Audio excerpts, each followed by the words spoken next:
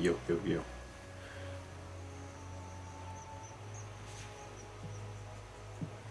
Yo, yo, yo. Is the music a little loud? Probably.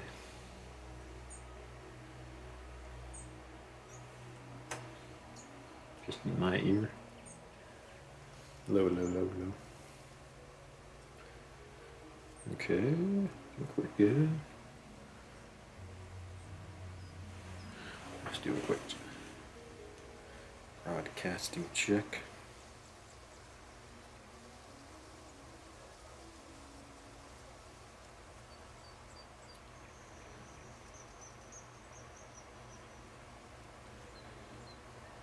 That's right. Quest for knowledge continues.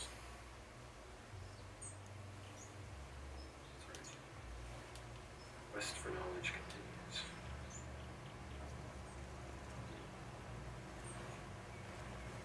Quest for knowledge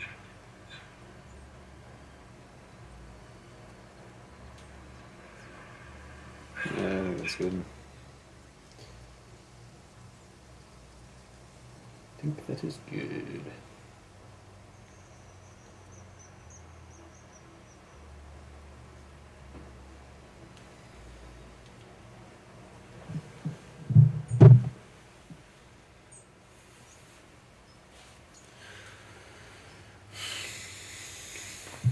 It's a little lower this time.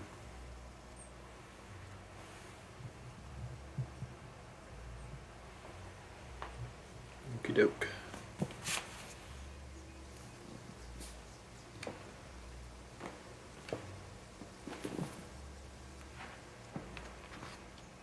So, I think for this video, I'm just going to read the next piece called The Lord's Supper, which is 14 pages long. And then after that is the essays, first series.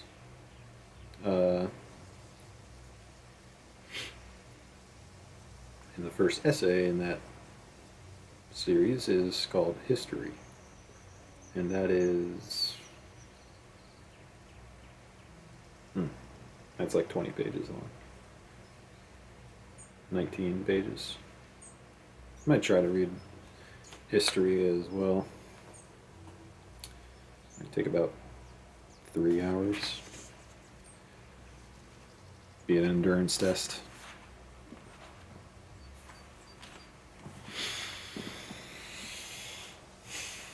But should be able to do it. The Lord's Supper. Oh, it's kind of hard to... doesn't want to pick it up, does it? There.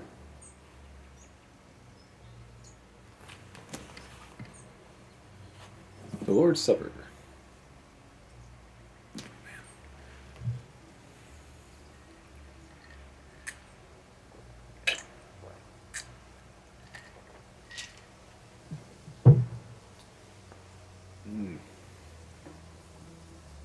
Peppermint mocha.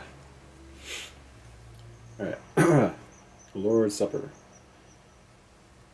This is a sermon that Emerson preached before the second church of which he was pastor in Boston, September 9th. Is that today's date? Wow, look at that. What a coincidence. September 9th, 1832. So that was 190, wait a minute, 180, can't do math. It's like 190 years ago, 191 years ago today, 1901. 191. In the preceding June, he had asked the church for permission to discontinue administering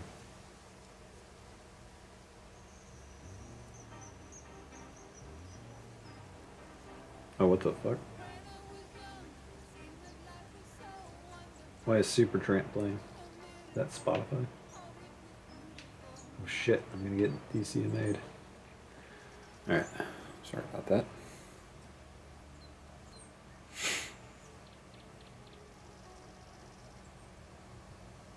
In the preceding June, he had asked the church for permission to discontinue administering the sacrament according to existing ritual, since he did not believe that Jesus had intended men to observe it century after century.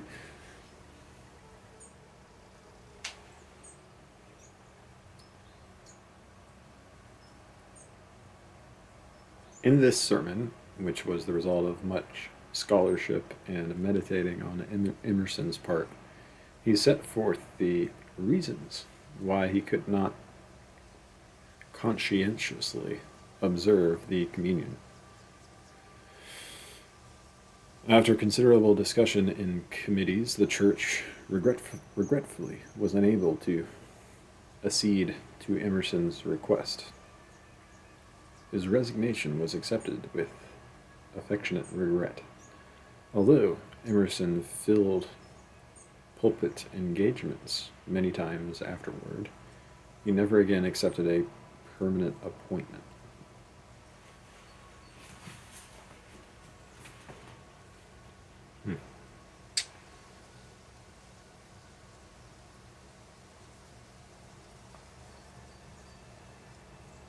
Okay. The Lord's Supper. I guess it's about the sacrament.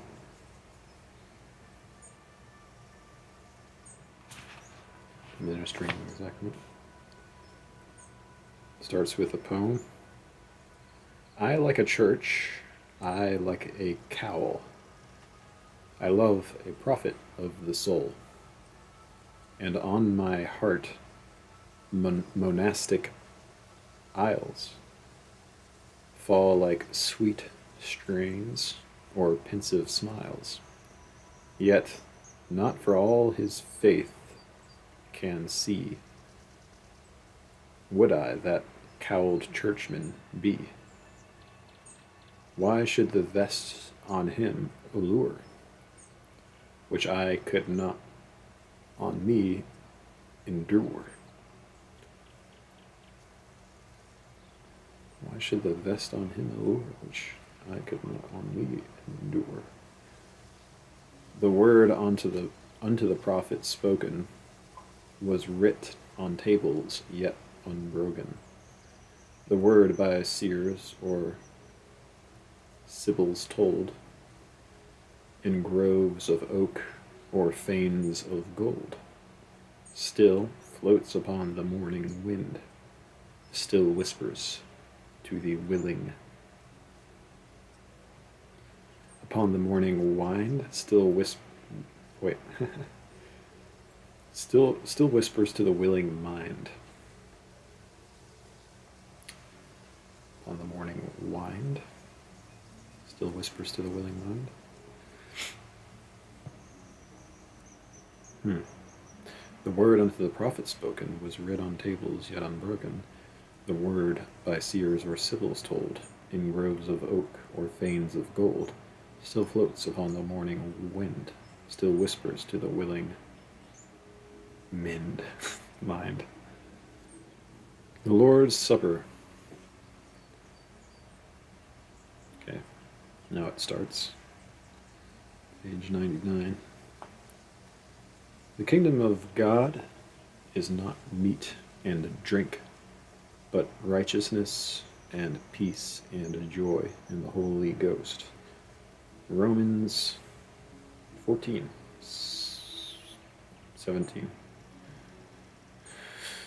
In the history of the Church, no subject has been more fruitful or controversy, more fruitful of controversy than the Lord's Supper. there never has been any unanimity in the understanding of its nature, nor any uniformity in the mode of celebrating it. Without considering the frivolous questions which have been lately debated as to the posture in which men should partake of it, whether mixed or unmixed wine should be served, whether leavened or unleavened bread should be broken. The questions have been settled differently in every church. Who should be admitted to the feast, and how often it should be prepared. In the Catholic Church, infants were at one time permitted and then forbidden to partake. And since the 9th century, the laity receive the bread only, the cup being reserved to the priesthood. So as to the time of the solemnity, as to the time of the solemnity.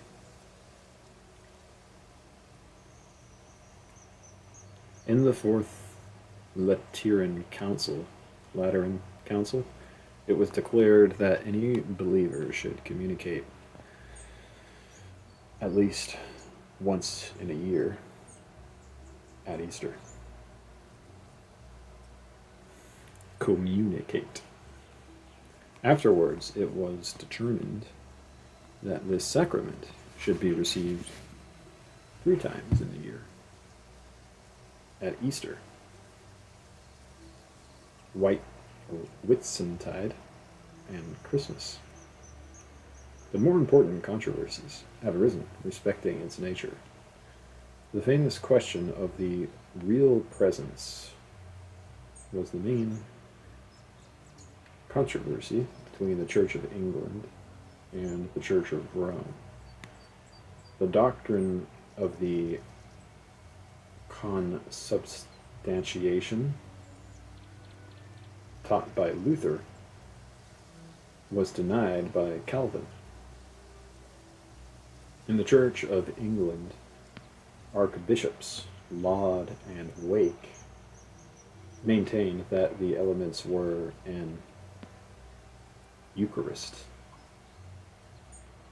or sacrifice of thanksgiving to God. Cudworth and Warburton that this was not a sacrifice, but a sacrificial feast.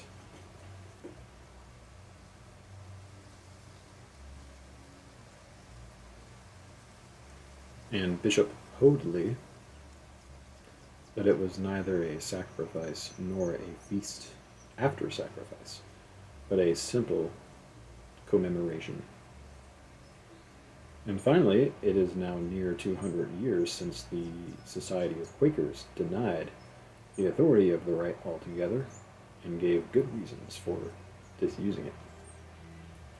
I allude to these facts only to show that, so far from the supper being a tradition in which men are fully agreed, there has always been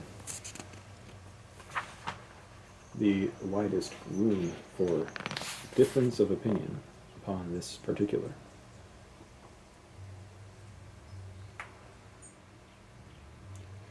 Having recently given particular attention to this subject, I was led to the conclusion that Jesus did not intend to establish an institution for perpetual observance when he ate the Passover with his disciples, and further, to endeavor to state distinctly my reasons for these two opinions. First, the authority of the rite. An account of the Last Supper of Christ with his disciples is given by the 4 evangelists, Matthew, Mark, Luke, and John. In St. Matthew's Gospel, are recorded the words of Jesus in giving bread and wine on that occasion to his disciples, but no expression occurs intimating that this feast was hereafter to be commemorated.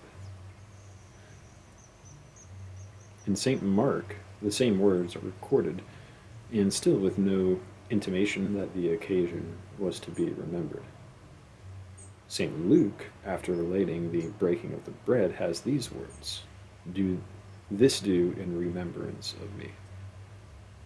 In St. John, although other occurrences of the same evening are related, this whole transaction is passed over without notice. Now, observe the facts. Two of the evangelists, namely Matthew and John, were of the 12 disciples and were present on that occasion.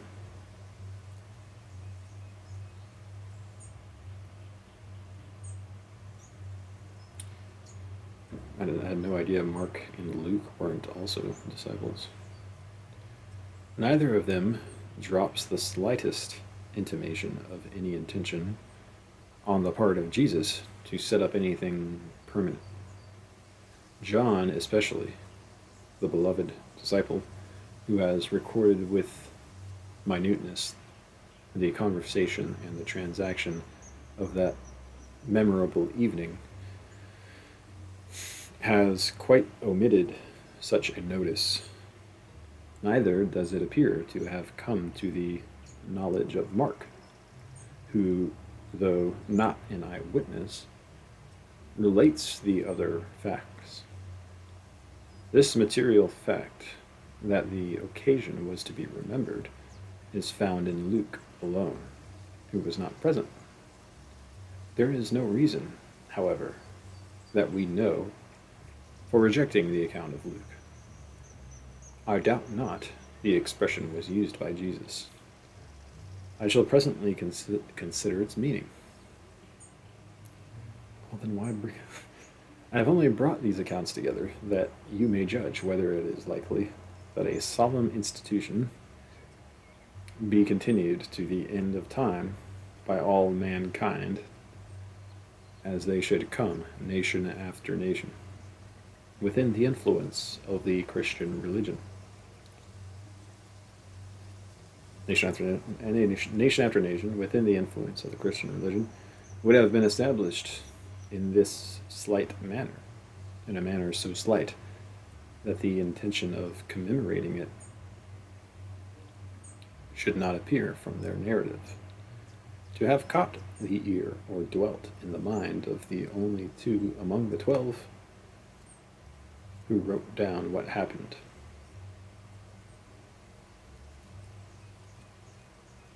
Their narrative. The ear dwelt in the mind of the only two among the 12. The only two among the 12 who wrote down what happened.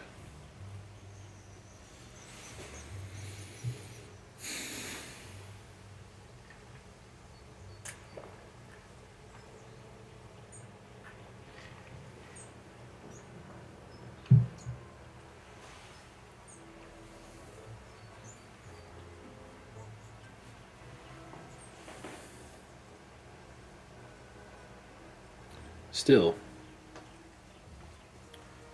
we must suppose that the expression, "this do in remembrance of me," had come to the ear of Luke from some disciple who was present. What did it really signify? It is a prophetic and an affectionate expression. Jesus is a Jew, sitting with his countrymen, celebrating their national feast. He thinks of his own impending death, and wishes the minds of his disciples to be prepared for it. When hereafter he says to them, "You shall keep the Passover," it will have an altered aspect to your eyes. It is now a historical covenant of God with the Jewish nation. Hereafter, it will remind you of a new covenant, sealed with my blood. In years to come, as long as your people shall come up to Jerusalem to keep this feast. The connection which has subsisted between us will give a new meaning in your eyes to the national festival as the anniversary of my death. I see natural feeling and beauty in the use of such language from Jesus, a friend to his friends. I can readily imagine that he was willing and desirous, when his disciples met, his memory should hallow their intercourse. But I cannot bring myself to believe that in the use of such an expression he looked beyond the living generation, beyond the abolition of the festival he was celebrating, and the scattering of the nation, and meant to impose a memorial feast upon the whole world.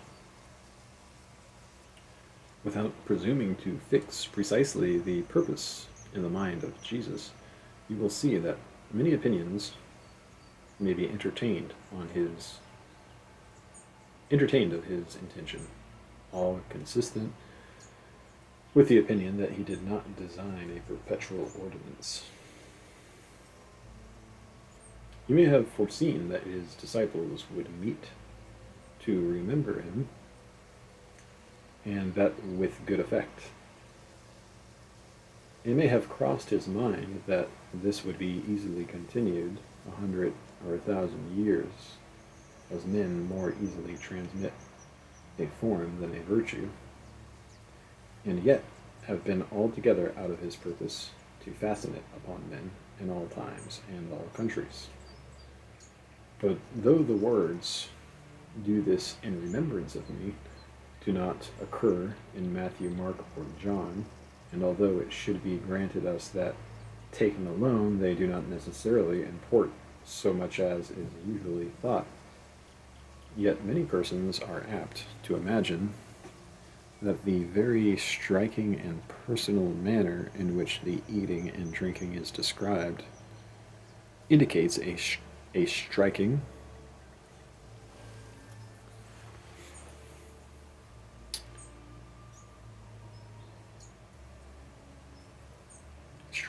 and formal purpose to found a festival. And I admit that this impression might probably be left upon the mind of one who read only the passages under consideration in the New Testament. But this impression is removed by reading any narrative of the mode in which the ancient or the modern Jews have kept the Passover. It is then perceived that the leading circumstances in the Gospels are only a faithful account of that ceremony. Jesus did not celebrate the Passover, and afterwards the supper, but the supper was the Passover.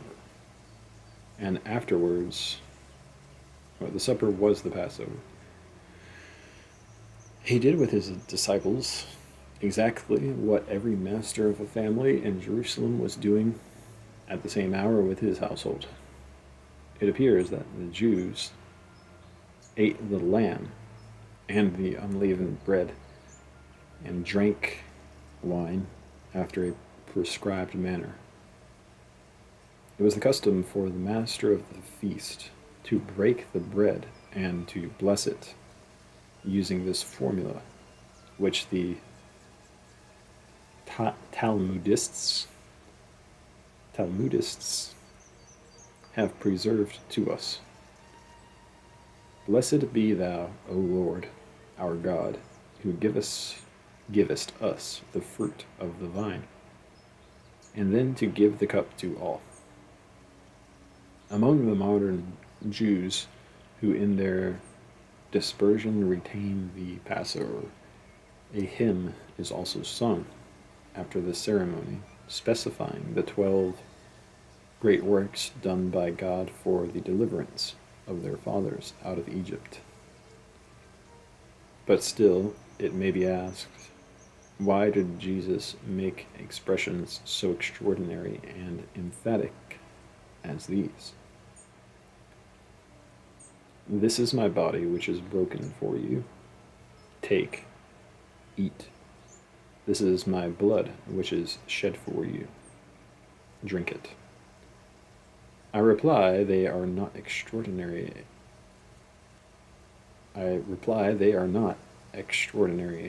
Expressions from him. They were familiar in his mouth. He always taught by parables and symbols.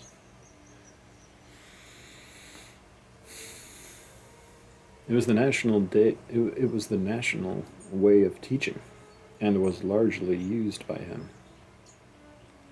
Remember the readiness which he always showed to spiritualize every occurrence. He stopped and wrote on the sand. He admonished his disciples respecting the leaven of the Pharisees. He instructed the woman of Samaria respecting living water. He permitted himself to be anointed, declaring that it was for his interment. He washed the feet of his disciples. These are admitted to be symbolic actions and expressions. Here, in like manner, he calls the bread his body, and bids the disciples eat. He had used the same expression repeatedly before. The reason why St. John does not repeat his words on this occasion seems to be that he had reported a similar discourse of Jesus to the people of Capernaum more at length already. He there tells the Jews, "Except ye eat the flesh of the Son of Man and drink his blood, ye have no life in you." And when the Jews on that occasion complained that they did not comprehend what he meant, he added, for their better understanding, and as if for our understanding, that we might not think his body was to be actually eaten, that he only meant we should live by his commandment. He closed his discourse with these explanatory expressions.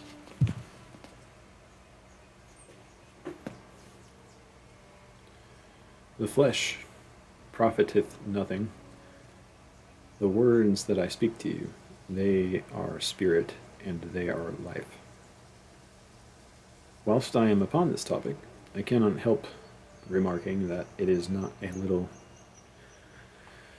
singular that we should have preserved this right and insisted upon perpetuating one symbolical act of Christ whilst we have totally neglected all others, particularly one other which had at least an equal claim to our observance. Jesus washed the feet of his disciples and told them that as he had washed their feet, they ought to wash one another's feet, for he had given them an example that they should do as he had done to them. I ask any person who believes the supper to have been designed by Jesus to be commemorated forever, to go and read the account of it to the other Gospels, and then compare with it the account of this transaction in St. John, and tell me if this be not much more explicitly authorized than the supper. It only differs in this, that we have found the supper used in New England, and the washing of the feet not. But if we had found it an established right in our churches on grounds of mere authority, it would have been impossible to have argued against it. That right is used by the Church of Rome and by the Sandemanians. It has been very properly dropped by other Christians. Why? For two reasons. Because it was a local custom. and unsuitable in Western countries, and 2, because it was typical, and all understood that humility is the thing signified.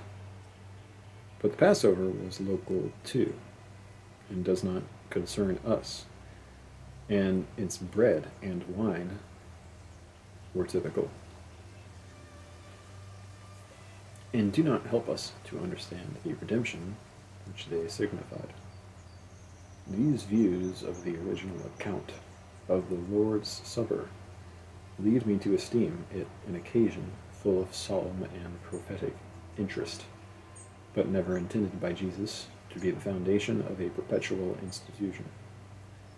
It appears, however, in Christian history that the disciples had very early taken advantage of these impressive words of Christ to hold religious meetings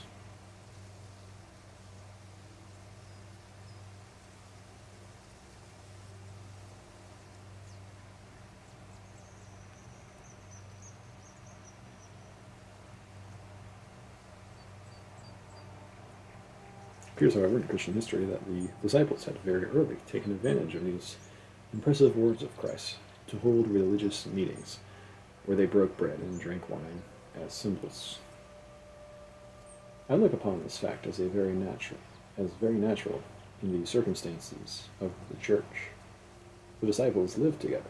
They threw all their property into a common stock.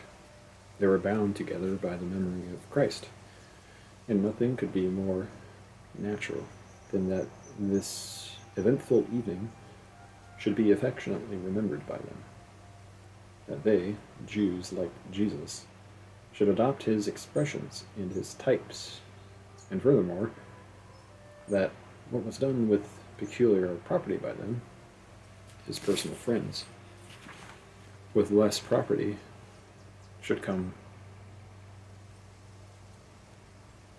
to be extended to their companions also. In this way, religious feasts grew up among the early Christians. They were readily adopted by the Jewish converts who were familiar with religious feasts, and also by the pagan converts whose idolatrous worship had been made up of sacred festivals, and who very readily abused these to gross riot, as appears from the censures of St. Paul. Many persons consider this fact the observance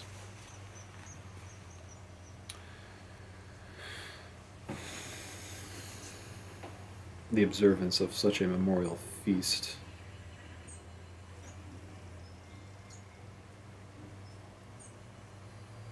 by the early disciples decisive of the question whether it ought to be observed by us.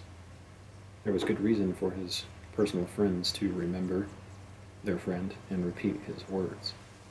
It was only too probable that among the half-converted pagans and Jews, any rite, any form, would find favor, whilst yet unable to comprehend the spiritual character of Christianity.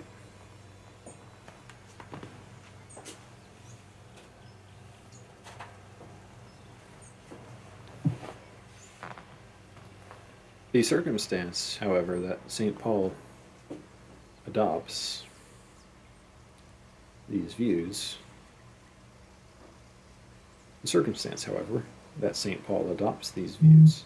has seemed to many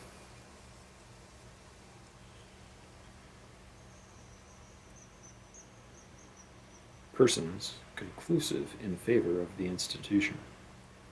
I am of opinion that it is wholly upon the epistle to the Corinthians, and not upon the Gospels, that the ordinance stands.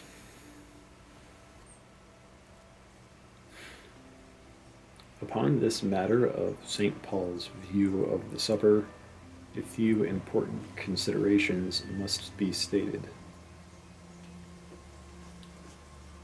The end which he has in view in the 11th chapter of the first epistle is not to enjoin upon his friends to observe the supper, but to censure their abuse of it. We quote the passage nowadays as if it enjoined attendance upon the supper, but he wrote it merely to chide them for drunkenness, to make their enormity plainer. He goes back to the origin of this religious feast to show what sort of feast that was, out of which this riot of theirs came, and so relates the transactions of the Last Supper.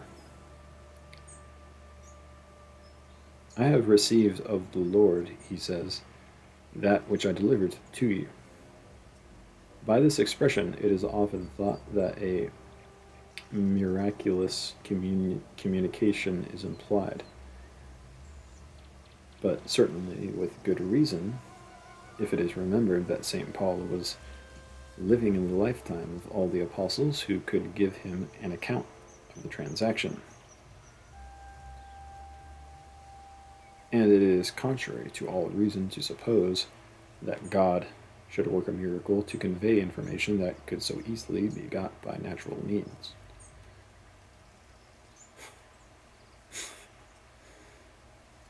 So that the import of the expression is that he had received the story of an eyewitness, such as we also possess. But there is a material circumstance which diminishes our confidence in the correctness of the apostle's view, and that is the observation that his mind had not escaped the prevalent error of the primitive church, the belief, namely, that the second coming of Christ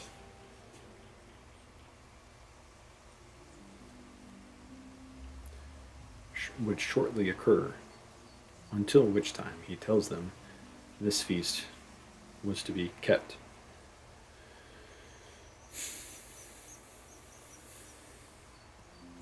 Elsewhere, he tells them that at that time the world would be burnt up with fire, and a new government established, in which the saints would sit on thrones.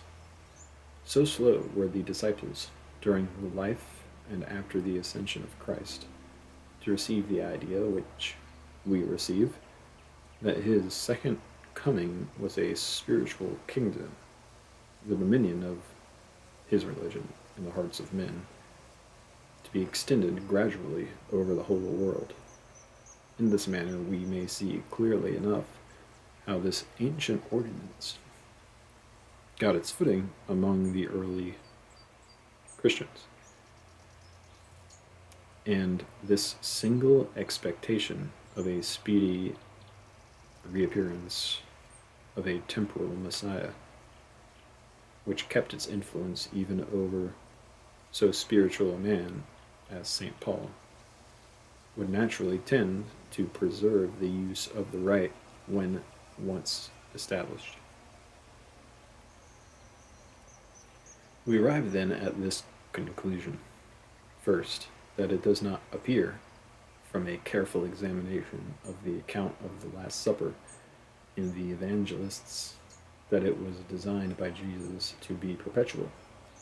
Secondly, that it does not appear that the opinion of St. Paul, all things considered, ought to alter our opinion derived from the evangelists. One general remark before quitting this branch of this subject. We ought to be cautious in taking even the best ascertained opinions and practices of the primitive church for our own, if it could be satisfactorily shown that they esteemed it authorized and to be transmitted forever. That does not settle the question for us. We know how inveterately they were attached to their Jewish prejudices, and how often other subject succeeding and how often even the influence of Christ failed to enlarge their views. On every other subject, succeeding times have learned to form a judgment more in accordance with the spirit of Christianity than was the practice of the early ages. But it is said, too. All right, finally on to section 2 of his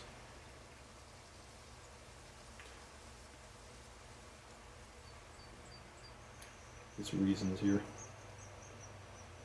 But it is said, admit that the right was not designed to be perpetual. What harm doth it? Here it stands, generally accepted under some form by the Christian world, the undoubted occasion of much good. Is it not better it should remain? This is the question of expediency.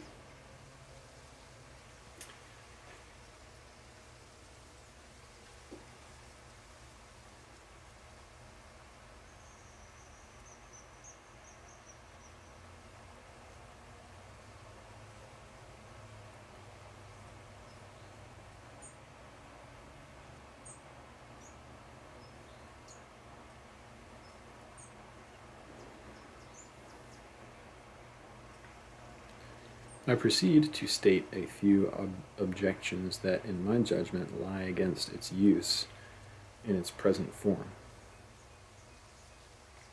1. If the view which I have taken of the history of the institution be correct, then the claim of authority should be dropped in administering it. You say, every time you celebrate the rite, that Jesus enjoined it. The whole language you use conveys that impression.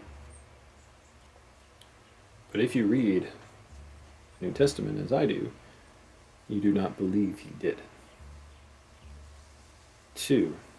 It has seemed to me that the use of this ordinance tends to produce confusion in our views of the relation of the soul to God. It is the old objection to the doctrine of the Trinity.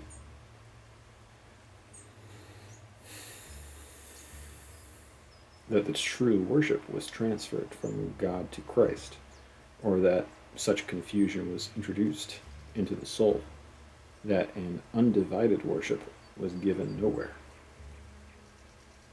Is not that the effect of the Lord's Supper? I appeal now to the convictions of communicants and ask such persons whether they have not been occasionally conscious of a painful confusion of thought between the worship due to God and the commemoration due to Christ. For the service does not stand upon the basis of a voluntary act, but is imposed by authority. It is an expression of gratitude to Christ, enjoined by Christ. There is an endeavor to keep Jesus in mind, whilst yet the prayers are addressed to God. I fear it is the effect of this ordinance to clothe Jesus with an authority which he never claimed, and which distracts the mind of the worshipper. I know our opinions differ much respecting the nature and offices of Christ, and the degree of veneration to which he is entitled.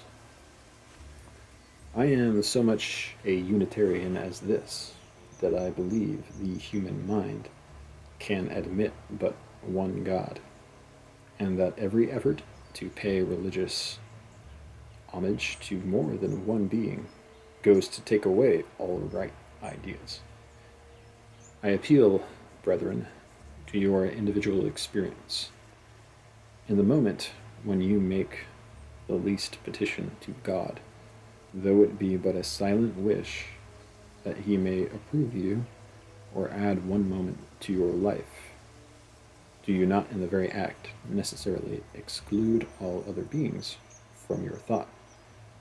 In that act, the soul stands alone with God, and Jesus is no more present in your mind than your brother or your child. But is not Jesus called in Scripture the mediator? He is the mediator in that only sense, in which possibly any being can mediate between God and man. That is, an instructor of man. He teaches us how to become like God, and a true disciple of Jesus will receive the light he gives most thankfully. But the thanks he offers, and which an exalted being will accept, are not compliments, commemorations, but the use of that instruction. 3. Passing other objections, I come to this, that the use of the elements, however suitable to the people and the modes of thought in the East, where it originated, is foreign and unsuited to affect us. Whatever long usage and strong association may have done in some individuals to deaden this repulsion, I apprehend that their use is rather tolerated than loved by any of us. We are not accustomed to express our thoughts or emotions by symbolical actions. Most men find the bread and wine to aid to devotion, and to some it is a painful impediment. To eat bread is one thing, to love the precepts of Christ and resolve to obey them is quite another. The statement of this objection leads me to say that I think this difficulty, wherever it is felt, to be entitled to the greatest weight. It is alone a sufficient objection to the ordinance. It is my own objection. This mode of commemorating Christ is not suitable to me. That is reason enough why I should abandon it. If I believed it was enjoined by Jesus on his disciples, and that he even contemplated making permanent this mode of commemoration, every way agreeable to an Eastern mind, and yet on trial it was disagreeable to my own feelings, I should not adopt it. I should choose other ways which, as more effectual upon me, he would approve more. For I choose that my remembrance of him should be pleasing, affecting, religious. I will love him as a glorified friend, after the free way of friendship, and not pay him a stiff sign of respect, as men do those whom they fear. A passage read from his discourses, a moving provocation to works like his, any act or meeting which tends to awaken a pure thought, a flow of love, an original design of virtue, I call a worthy, a true commemoration.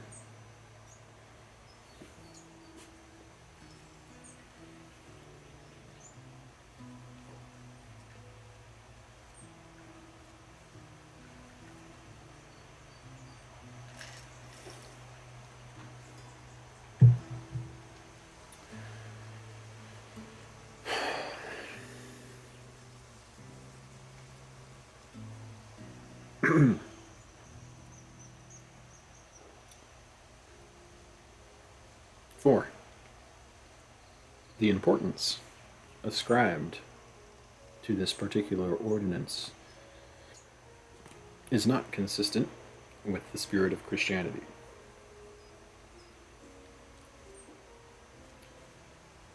The general object and effect of the ordinance is unexceptionable. It has been and is, I doubt not, the occasion of indefinite good, but an importance is given by Christians to it which never can belong to any form. My friends, the Apostle well assures us that the kingdom of God is not meat and drink, but righteousness and peace and joy in the Holy Ghost. I am not so foolish as to declaim against forms. Forms are as essential as bodies.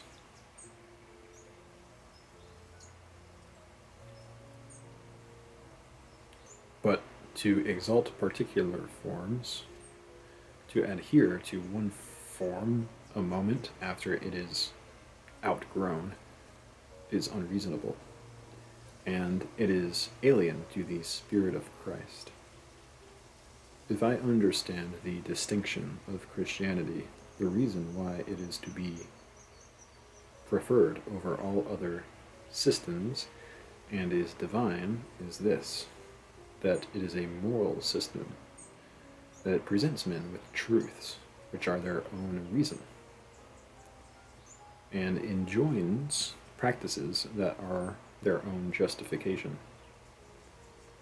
That if miracles may be said to have been its evidence to the first Christians, they are not its evidence to us, but the doctrines themselves, that every practice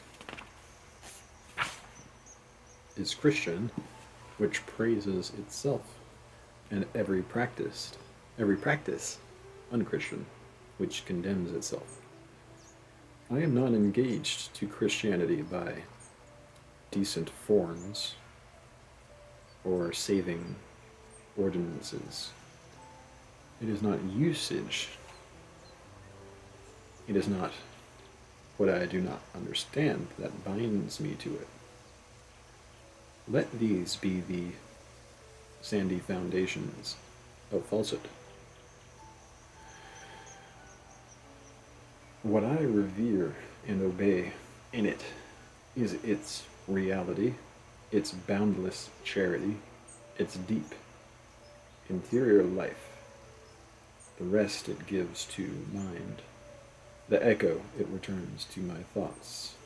The perfect accord it makes with my reason through all its representation of God and His providence, and the persuasion and courage that comes out thence to lead me upward and onward.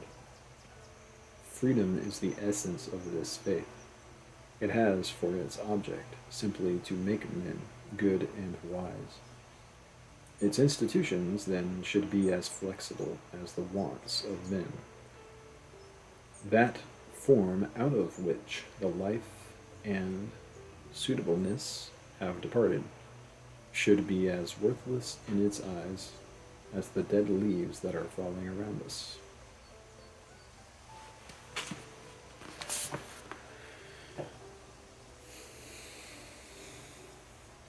And therefore,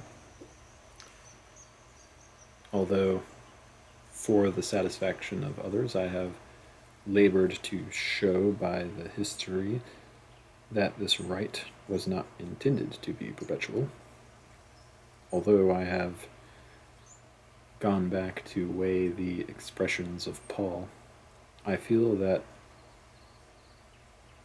here is the true point of view. In the midst of considerations as to what Paul thought and why he so thought, I cannot help feeling that it is time misspent to argue to or from his convictions, or those of Luke and John respecting any form. Its time is spent to argue to or from his convictions, or those of Luke and John respecting any form. I seem to lose the substance in seeking the shadow. That for which Paul lived and died so gloriously, that for which Jesus gave himself to be crucified, the end that animated the 1,000 martyrs and heroes who have followed his steps, was to redeem us from a formal religion and teach us to seek our well being in the formation of the soul. The whole world was full of idols and ordinances. The Jewish was a religion of forms, plural. It was all body. It had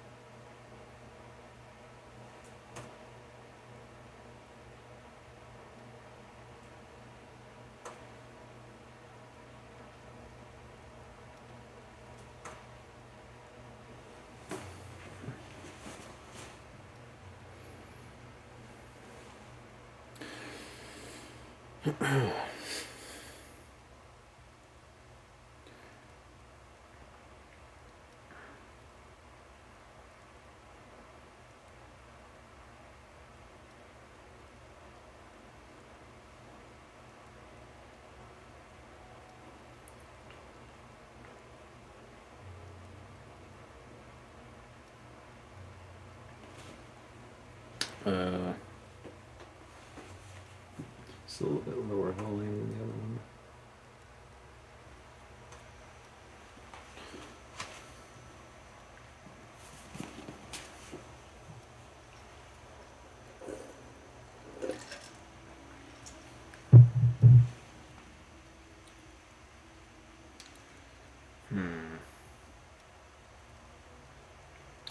That for which Paul lived and died so gloriously, that which Jesus gave himself to be crucified, the end that animated the 1,000 martyrs and heroes who have followed his steps, was to redeem us from a formal religion and teach us to seek our well-being in the formation of the soul.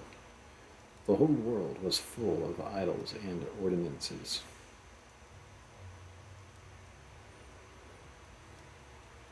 The Jewish was a religion of forms. It was all body. It had no life. And the Almighty God was pleased to qualify and send forth a man to teach men that they must serve him with the heart, that only that life was religious, which was thoroughly good, that sacrifice was smoke, and forms were shadows. This man lived and died true to this purpose. And now, with his blessed word and life before us, Christians must contend that it is a matter of vital importance. really a duty to commemorate him by a certain form, whether that form be agreeable to their understandings or not. Is not this to make vain the gift of God? Is not this to turn back the hand on the dial? Is not this to make men, to make ourselves, forget that not forms, but duties, not names, but righteousness and love are enjoined, and that in the eye of God there is no other measure of value of any one form, than the measure of its use.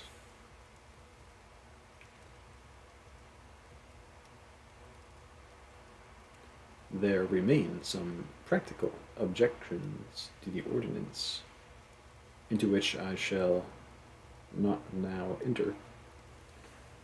There is one on which I had intended to say a few words.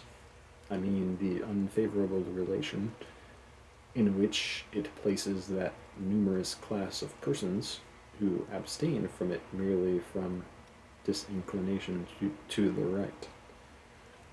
Influenced by these considerations, I have proposed to the brethren of the Church to drop the use of the elements and the claim of authority in the administration of this ordinance, and have suggested a mode in which a meeting for the same purpose might be held, free of objection. My brethren have considered my views with patience and candor, and have recommended unanimously an adherence to the present form. I have therefore been compelled to consider whether it becomes me to administer it. I am clearly of opinion I ought not. This discourse has already been so far extended that I can only say that the reason of my determination is shortly this. It is my desire in the office of a Christian minister to do nothing which I cannot do with my whole heart. Having said this, I have said all. I have no hostility to this institution. I am only stating my want of sympathy with it.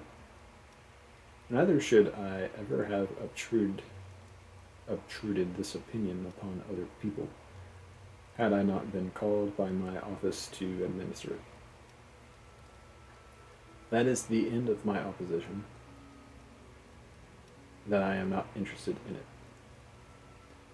I am content that it stands to the end of the world, if it please men and please heaven, and I shall rejoice in all the good it produces.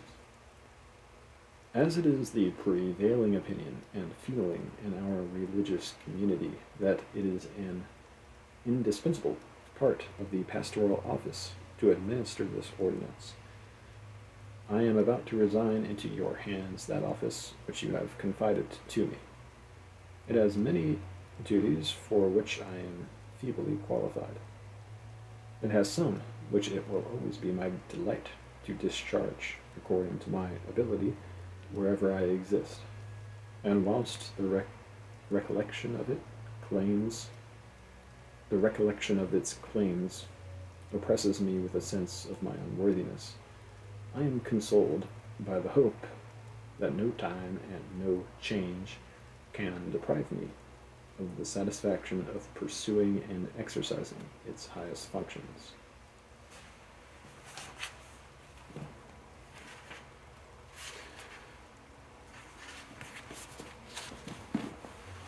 Then that is the end. The essays begin.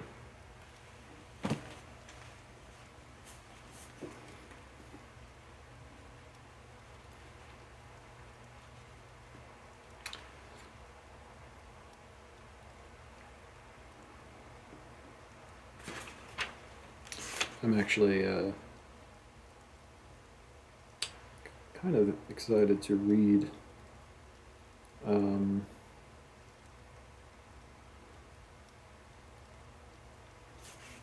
This essay is 20-page essay on page 449.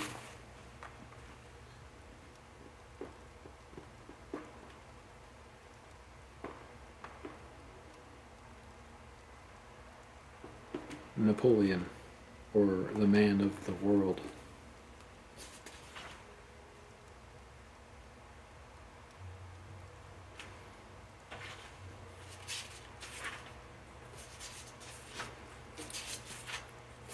Because that movie's coming out. Directed by Ridley Scott,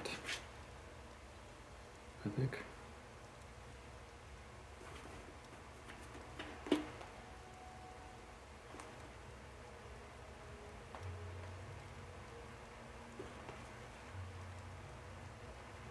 Alright, I'm going to take a short break.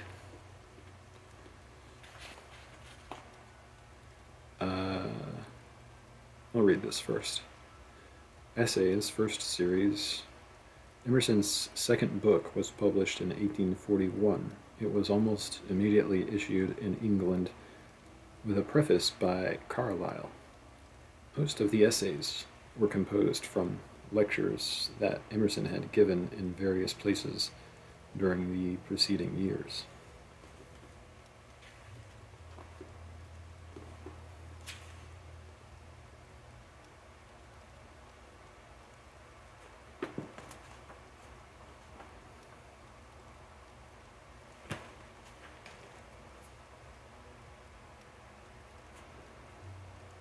So all the titles of the essays, I think there's 1, 2, 3, 4, 5, 6, 7, 8, 9, 10, 11, 12.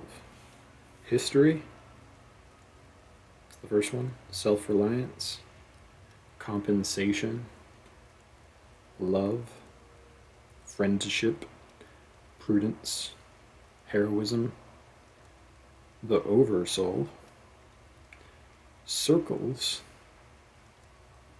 intellect, and art.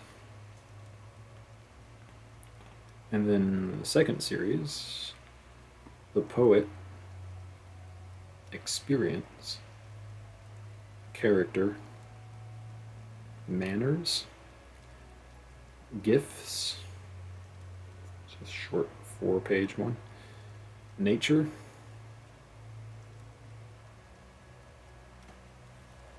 and politics. And then also nominalist and realist, and then finally New England reformers. It's kind of interesting. He has a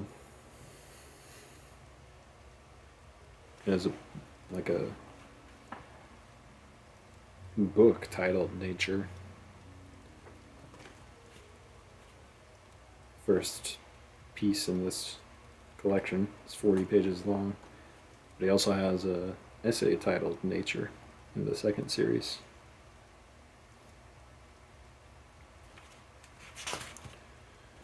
And then he has a lot more essays. He has a whole collection of essays on English traits. Learn a lot about the English.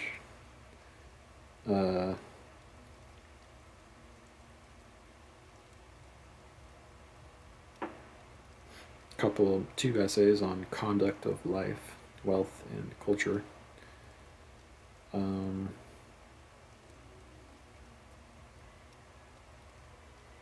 He has a bunch of poems.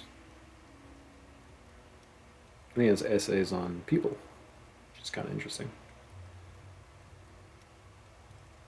Ezra Ripley, D.D.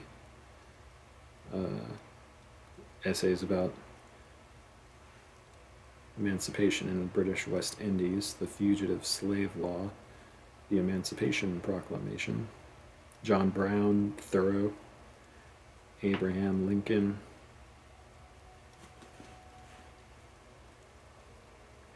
I read a little bit of one he had about Thoreau.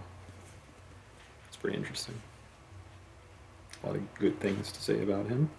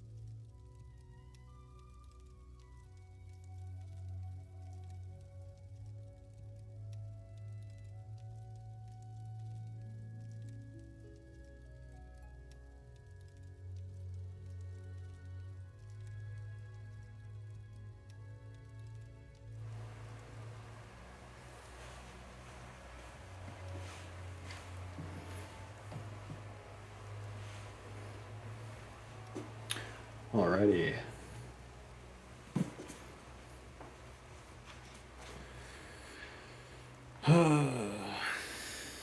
Let's see.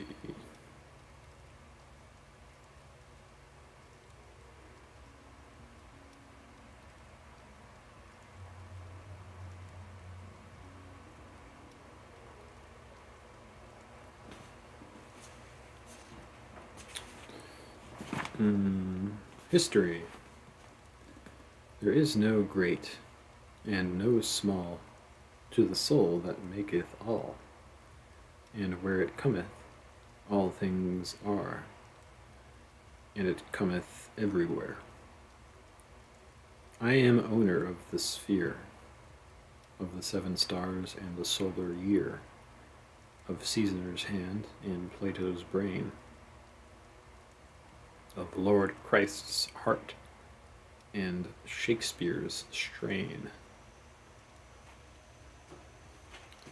There is one mind common to all individual men.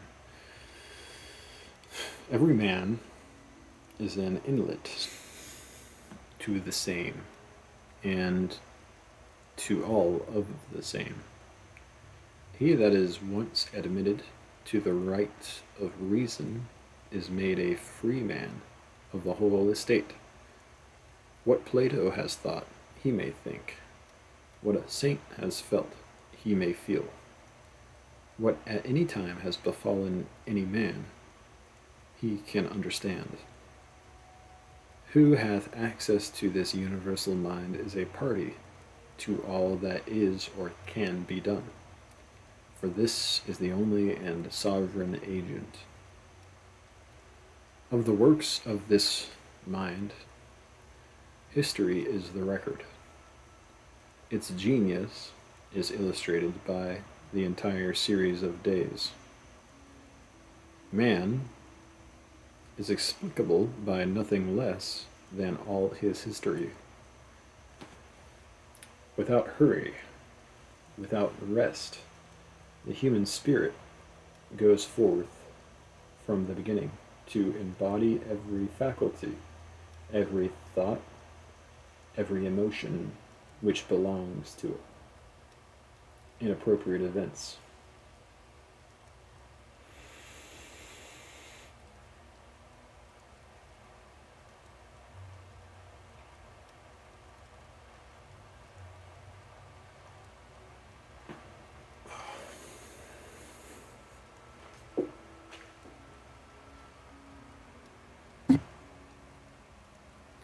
But the thought is always prior to the fact. All the facts of history pre-exist in the mind as laws. Each law, in turn, is made by circumstances predominant, and the whole limits of nature give power to but one at a time. A man is the whole acorn, and Egypt, Greece, Rome, Gaul, Britain, America lie folded already in the first man. Epoch after epoch, camp, kingdom, empire, republic, democracy, and merely the application of his manifold spirit to the manifold world.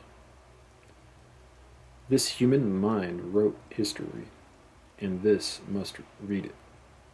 The Sphinx must solve her own riddle.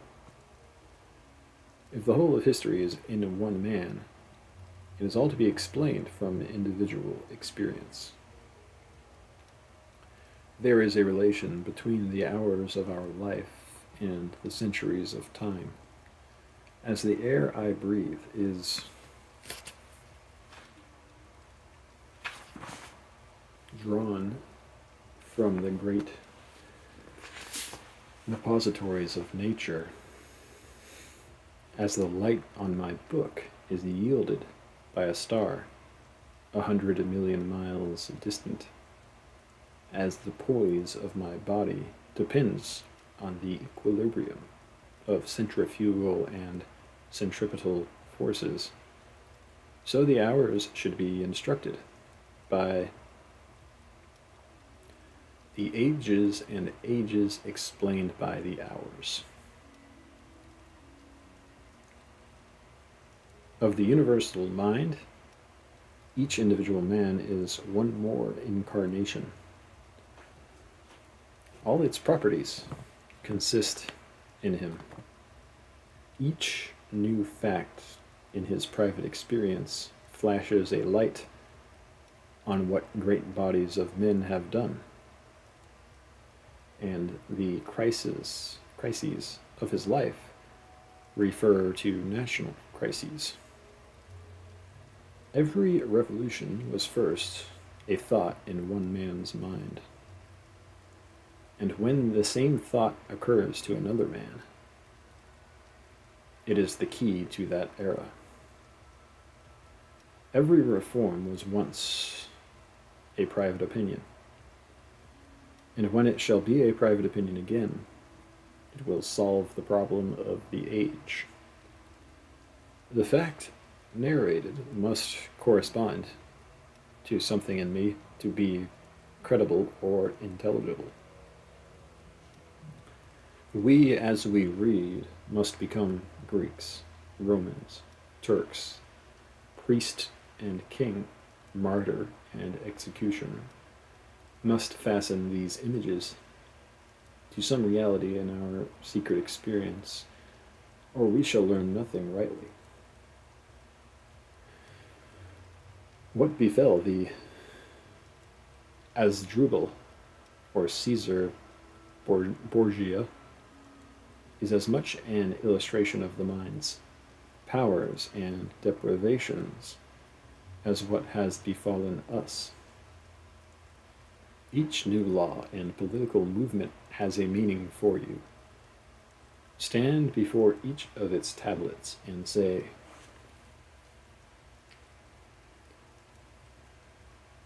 under this mask did my Proteus nature hide itself. This remedies the defect of our too great nearness to ourselves. This throws our actions into perspective, and as crabs, goats, scorpions, the balance and the water pot lose their meanness when hung as signs in the zodiac, so I can see my own vices without heat in the distant persons of Solomon, Alcibiades, and Catiline.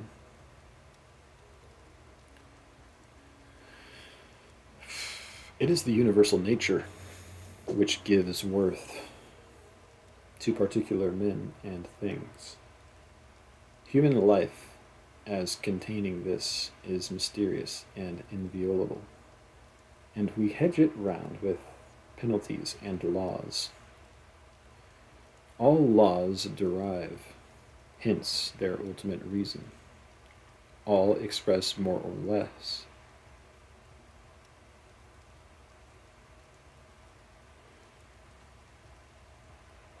derive hence their ultimate reason. All express, more or less distinctly, some command of this supreme, illimitable essence. Property also holds of the soul, covers great spiritual facts, and instinctively we at first hold to it with swords and laws and wide and complex combinations. The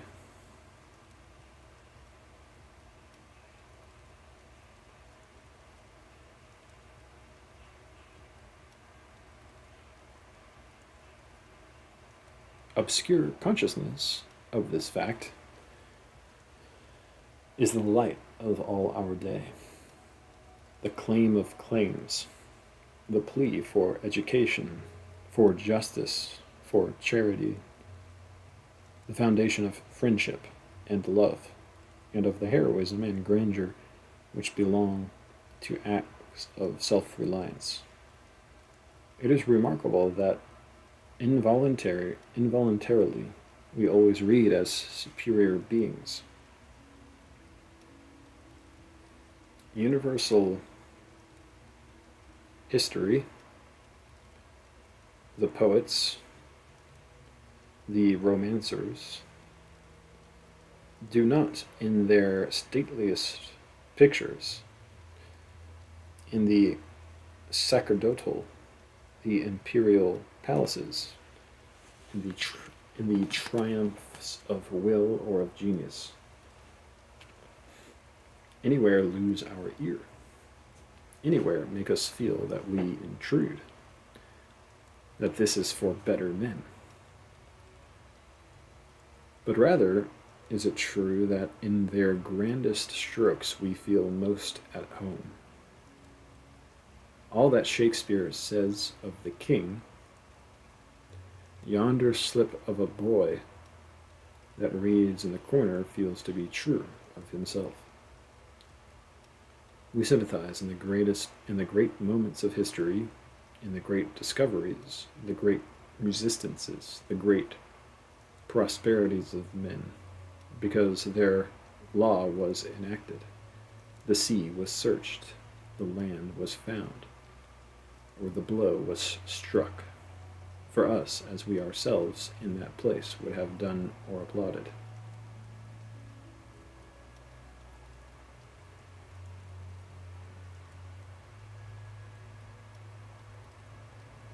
We have the same interest in condition and character. We honor the rich because they have externally the freedom, power, and grace which we feel to be proper to man, proper to us.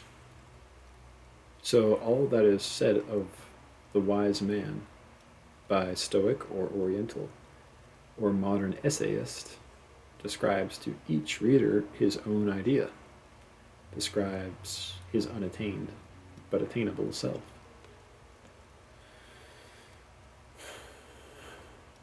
All literature writes the character of the wise man. Books, monuments, pictures, conversation are portraits in which he finds the lineaments he is forming. The silent and the eloquent praise him and accost him, and he is stimulated wherever he moves, as by personal illusions. A true aspirant, therefore, never needs to look for allusions personal and laudatory in discourse. He hears the commendation not of himself, but more sweet of that character he seeks, and every word that is said concerning character, yea, further, in every fact and circumstance, in the running river and the rustling corn. Praise is looked, homage tendered, love flows from nature, from the mountains and the lights of the firmament. These hints dropped, as it were, from sleep and night, let us use in broad day. The student is to read history actively and not passively, to esteem his own life the text, the books the commentary. Thus compelled, the muse of history will utter oracles as never to those who do not respect themselves. I have no expectation that any man will read history aright who thinks that what was done in a remote age by men whose names have resounded far has any deeper sense than what he is doing today. The world exists for the education of each man. There is no age or state of society or mode of action in history to which there is not somewhat corresponding in his life. Everything tends in a wonderful manner to abbreviate itself and yield its own virtue to him. He should see that he can live all history in his own person.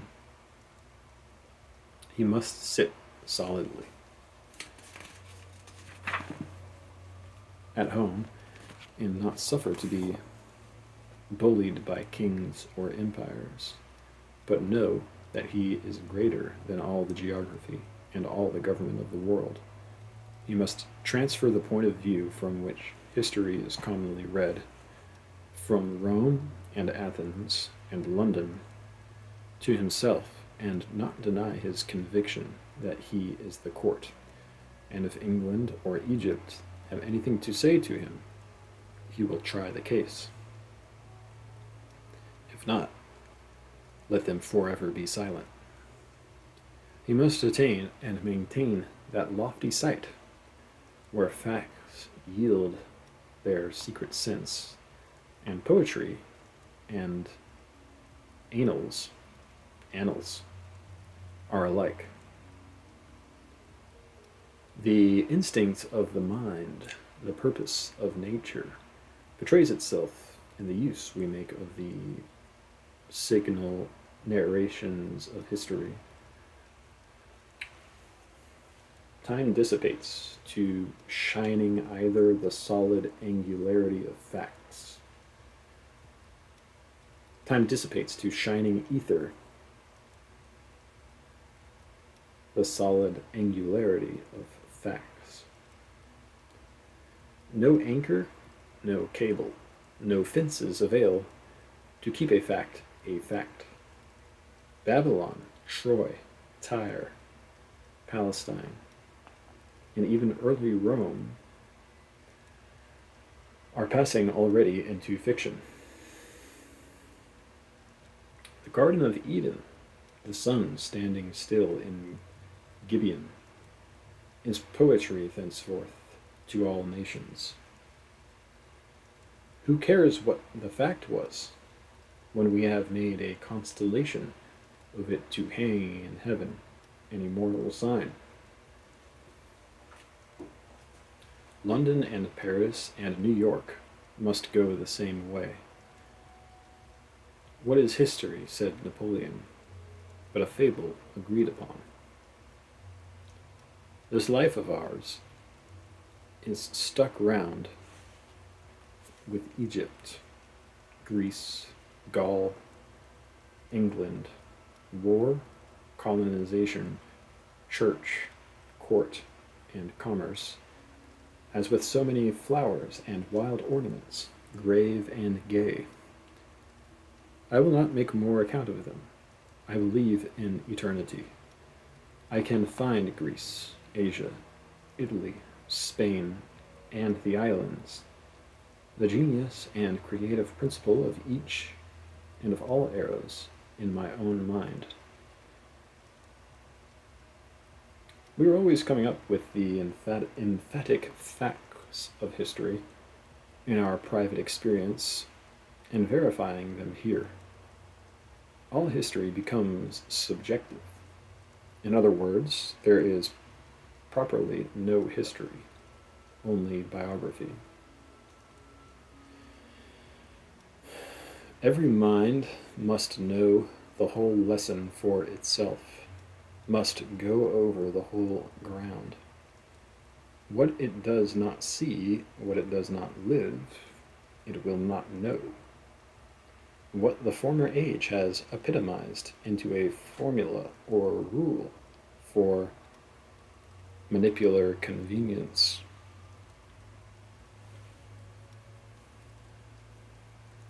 it will lose all the good of verifying for itself by means of the wall of that rule.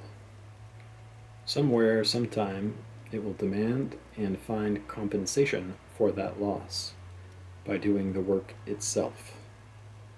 Ferguson discovered many things in astronomy which had long been unknown. The better for him. History must be this, or it is nothing. Every law which the state enacts indicates a fact in human nature. That is all. We must in ourselves see the necessary reason of every fact.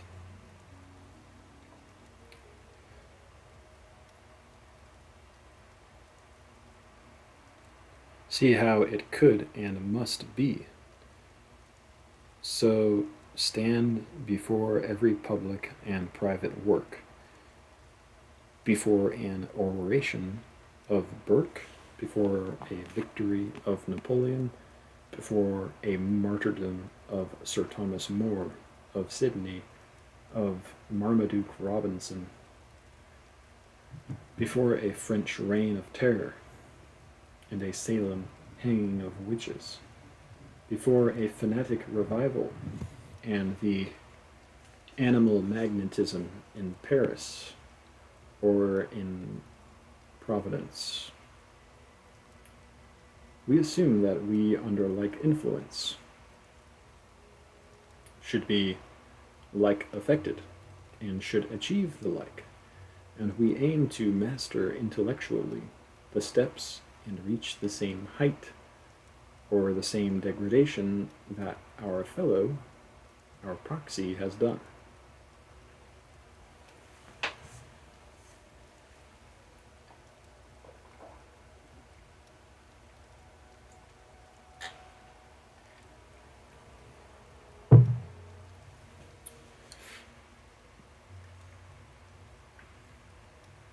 All inquiry into antiquity, all curiosity respecting the pyramids, the excavated sites, Stonehenge, the Ohio circles, Mexico, Memphis, is the desire to do away with this wild, savage, and preposterous there or then, and introduce in its place the here and now. Belzoni digs and measures in the mummy pits and pyramids of Thebes until he can see the end of the difference between the monstrous work and himself. When he has satisfied himself, in general and in detail, that it was made by such a person as he, so armed and so motivated, that it was so armed and so motivated, and to ends to which he himself should also have worked, the problem is solved. His thought lives along the whole line of temples and sphinxes and catacombs, passes through them all with satisfaction, and they live again to the mind, or are now. A Gothic cathedral affirms that it was done by us and not done by us. A Gothic cathedral affirms that it was done by us and not done by us.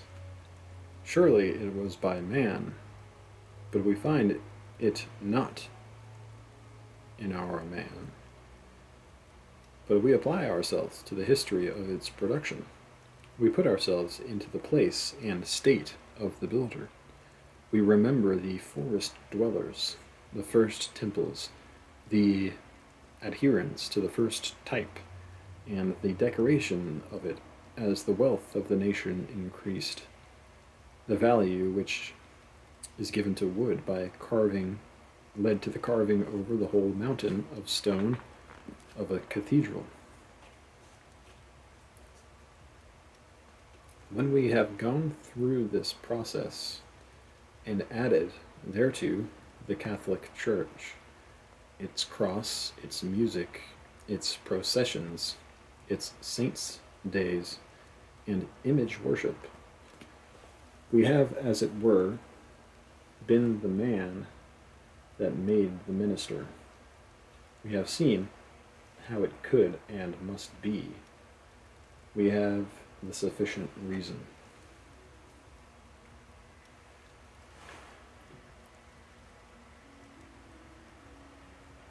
The difference between men is in their principal association. Some men classify objects by color and size and other accidents of appearance, others by intrinsic likeness, or by the relation of cause and effect. The progress of the intellect is to the clear vision of pauses, which neglects surface differences.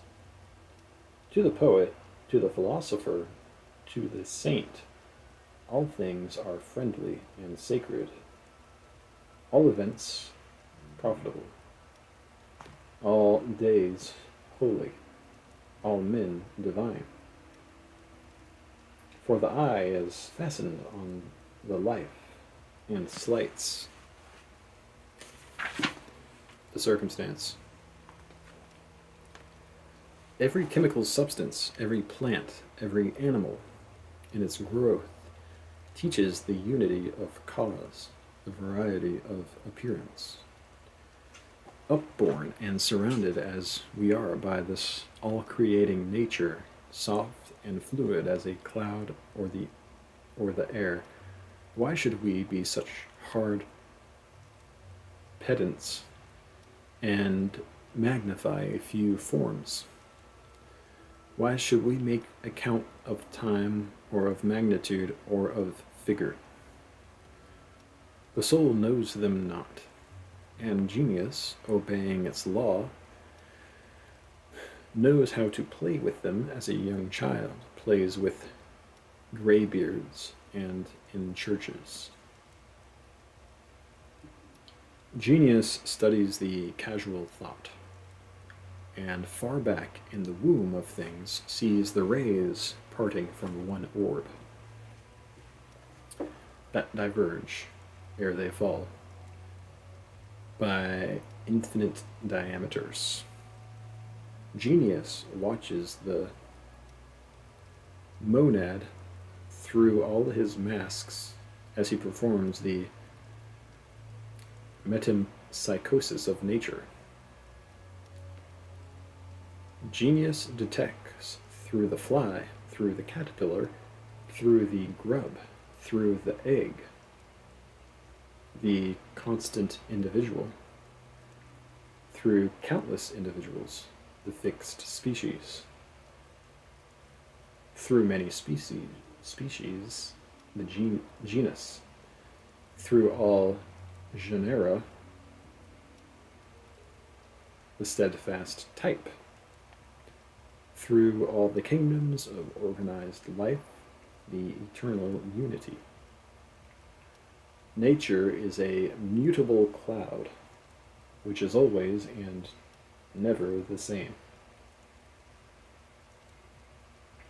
She casts the same thought into troops of forms as a poet makes 20 fables with one moral. Through the bruteness and toughness of matter, a subtle spirit bends all things to its own will. The adamant streams into soft but precise form before it, and whilst I look at its outline and texture, its outline and texture are changed again. Nothing is so fleeting as form,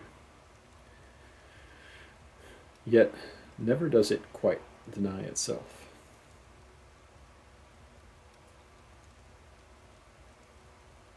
In man, we still trace the remains or hints of all that we esteem badges of servitude in the lower races. Yet in him they enhance his nobleness and grace. As Io in Aeschylus, transformed to a cow, offends the imagination, but how changed when, as Isis in Egypt, she meets Osiris Jove, a beautiful woman with nothing of the metamorphosis left but the lunar horns as the splendid ornament of her brows. The identity of history is equally intrinsic, the diversity equally obvious. There is at the surface infinite variety of things. At the center, there is simplicity of cause. How many are the acts of one man in which we recognize the same character? Observe the sources of our information in respect to the Greek genius. We have the civil history of that people, as Herodotus, Thucydides, Xenophon, and Plutarch have given it, a very sufficient account of what manner of persons they were and what they did. We have the same national mind expressed for us, again, in their literature, in epic and lyric poem. Drama and philosophy, a very complete form. Then we have it once more in their architecture, a beauty as of temperance itself, limited to the straight line and the square, a builded geometry. Then we have it once again in the sculpture, the tongue on the balance of expression, a multitude of forms in the utmost freedom of action, and never transgressing the ideal serenity. Like votaries performing some religious dance before the gods, and, though in convulsive pain or mortal combat, never daring to break the figure and decorum of their dance. Thus, of the genius of one remarkable people, we have fourfold representation, and to the senses, what more unlike than an ode to Pindar, a marble centaur, the peristyle of the Parthenon, Aristotle of the Parthenon, and the last actions of Phocion.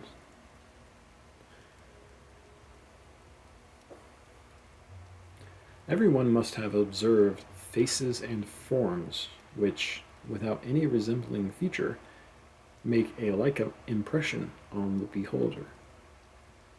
A particular picture or copy of verses,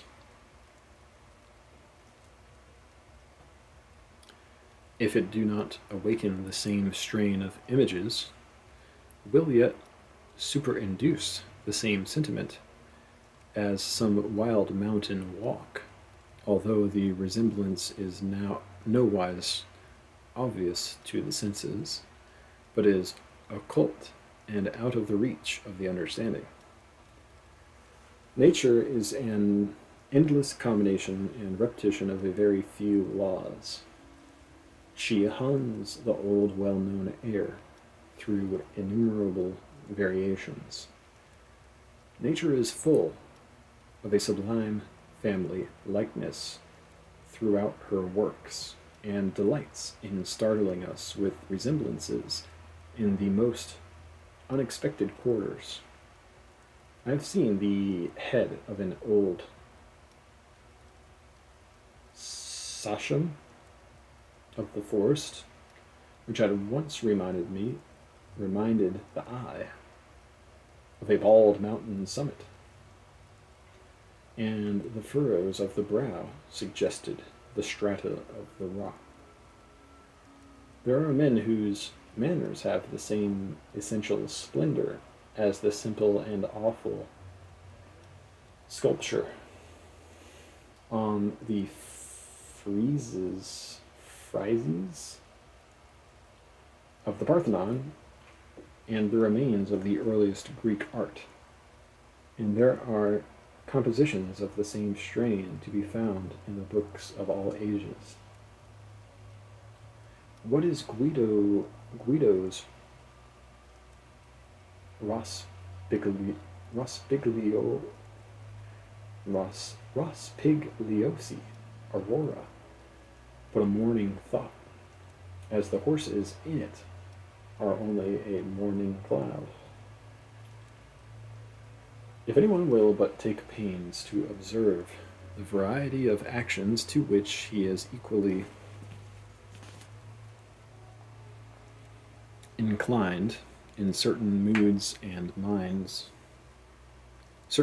of mind, and those to which he is averse, he will see how deep is the chain of affinity. A painter told me that nobody could draw a tree without in some sort becoming a tree, or draw a child by studying the outlines of its form merely, but by watching for a time his motions and plays, the painter enters into his nature and can then draw him at will in every attitude. So Roos entered into the inmost nature of a sheep.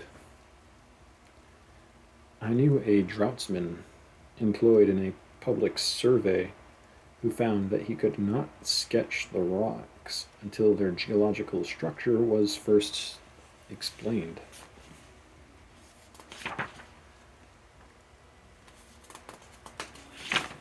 To him, in a certain state of thought is the common origin of very diverse works. It is the spirit and not the fact that is identical. By a deeper apprehension, and not primarily by a painful acquisition of many manual skills, the artist attains the power of awakening other souls to a given activity.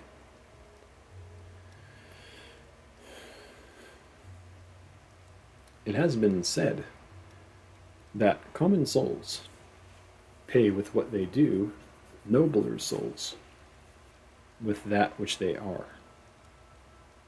And why? because a profound nature awakens in us by its actions and words, by its very looks and manners, the same power and beauty that a gallery of sculpture or of pictures addresses. Civil and natural history, the history of art and of literature, must be explained from individual history, or must remain words. There is nothing but is related to us. There is nothing but is related to us, nothing that, period. Oh, typo. Nothing that does not interest us. There's nothing but is related to us, nothing that does not interest us. Kingdom, college, tree, horse, or iron shoe. The roots of all things are in man. Santa Croce and the dome of St. Peter's are lame copies after a divine model. Strasbourg Cathedral is a material counterpart of the soul of Erwin of Steinbeck. The true poem is the poet's mind. The true ship is the shipbuilder.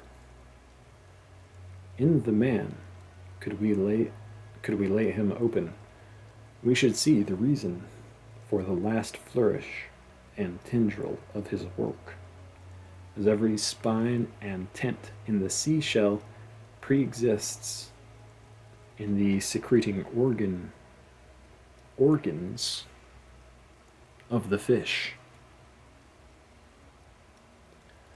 The whole of heraldry and of chivalry is in courtesy. A man of fine manners shall pronounce your name with all the ornament that titles of nobility could ever add. The trivial experience of every day is always verifying some old prediction to us and converting into things the words and signs which we had heard and seen without heed. A lady with whom I was riding in the forest said to me that the woods always seemed to her to wait, as if the genii who inhabit them suspended their deeds until the wayfarer had passed onward. A thought which poetry has celebrated in the dance of the fairies, which breaks off on the approach of human feet. The man who has seen the rising moon break out of the clouds at midnight has been present like an archangel at the creation of light and of the world. I remember one summer day in the fields, my companion pointed out to me a broad cloud which might extend a quarter of a mile parallel to the horizon.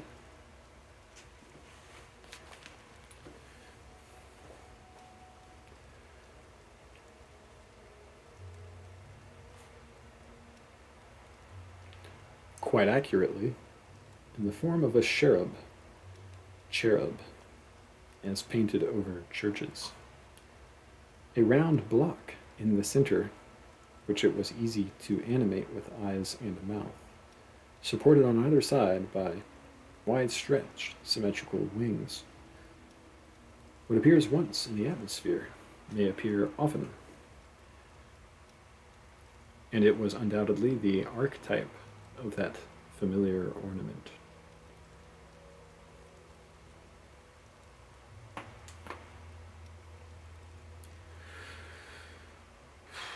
I have seen in the sky a chain of summer lightning, which at once showed to me that the Greeks drew from nature when they painted the thunderbolt in the hand of Jove.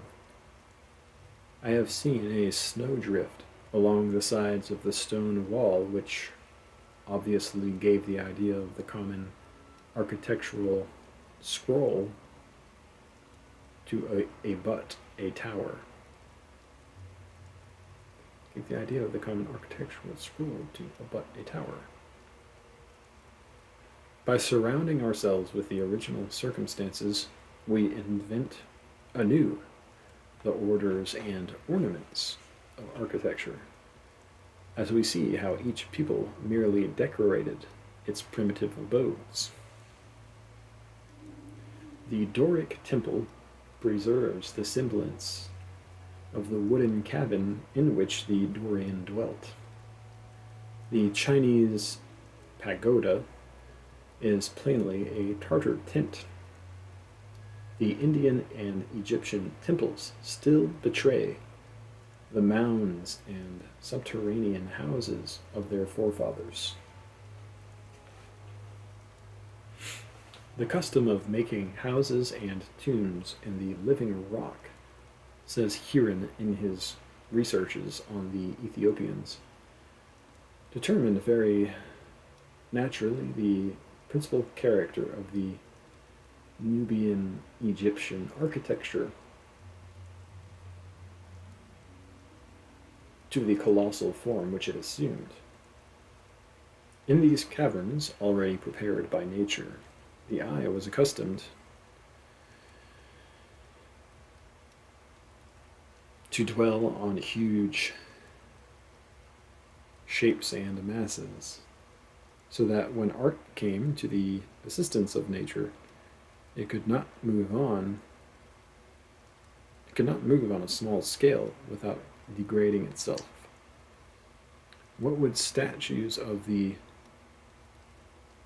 usual size or neat porches and wings have been associated with those gigantic halls, before which only colossi could sit as watchmen or lean on the pillars of the interior?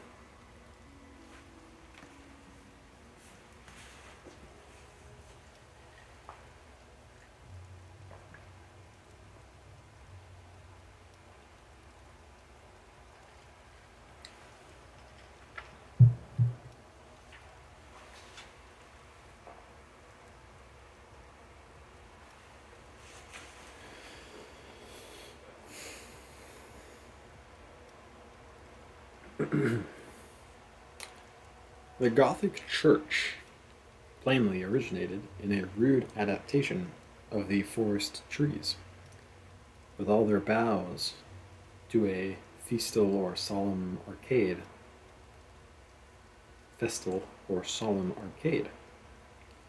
As the bands about the cleft pillars still indicate the green withes that tied them. No one can walk in a road cut through pine woods without being struck with the architectural appearance of the grove, especially in winter, when the barrenness of all other trees shows the low arch of the Saxons. In the woods in a winter afternoon, one will see as readily the origin of the stained glass window with which the Gothic cathedrals are adorned, in the colors of the western sky, seen through the bare and crossing branches of the forest. Nor can any lover of nature enter the old piles of Oxford and the English cathedrals without feeling that the forest overpowered the mind of the builder, and that his chisel, his saw, and plane still reproduced its ferns, its spikes of flowers, its locust, elm, oak, pine, fir, and spruce. The Gothic cathedral is a blossoming in stone subdued by the insatiable demand of harmony in man. The mountain of granite blooms into an eternal flower, with the lightness and delicate finish as well as the aerial proportions and perspective of vegetable beauty. In like manner, all public facts are to be individualized, all private facts are to be generalized. Then at once history becomes fluid and true, and biography deep and sublime. As the Persian imitated in the slender shafts and capitals of his architecture the stem and flower of the lotus and palm, so the Persian court, in its magnificent era, never gave over the nomadism of its barbarous tribes, but traveled from Ecbatana, where the spring was spent, to Susa in summer and to Babylon for the winter. In the early history of Asia and Africa, nomadism and agriculture are the two antagonist facts. The geography of Asia and of Africa necessitated a nomadic life. But the nomads were the terror of all those whom the soil or the advantages of a market had induced to build towns. Agriculture, therefore, was a religious injunction because of the perils of the state from nomadism. And in these late and civil countries of England and America, these propensities still fight out the old battle in the nation and in the individual. The nomads of Africa were constrained to wander by the attacks of the gadfly, which drives the cattle mad and so compels the tribe to immigrate in the rainy season and to drive off pasturage from month to month. In America and Europe, the nomadism is of trade and curiosity. A progress, certainly, from the gadfly of Astaboras to the Anglo and Italomania of Boston Bay. Sacred cities to which a periodical religious pilgrimage was enjoined, or stringent laws and customs tending to invigorate the national bond, were the check on the old rovers and the cumulative values of long residence are the restraints on the itinerancy of the present day. Itinerancy. Restraints on the itinerancy of the present day. The antagonism of the two tendencies is not less active in individuals as the love of adventure or the love of repose happens to predominate. A man of rude health and flowing spirits has the faculty of rapid domestication. A man of rude health and flowing spirits has the faculty of rapid domestication, lives in his wagon and roams through all latitudes as easily as a Kalmuk.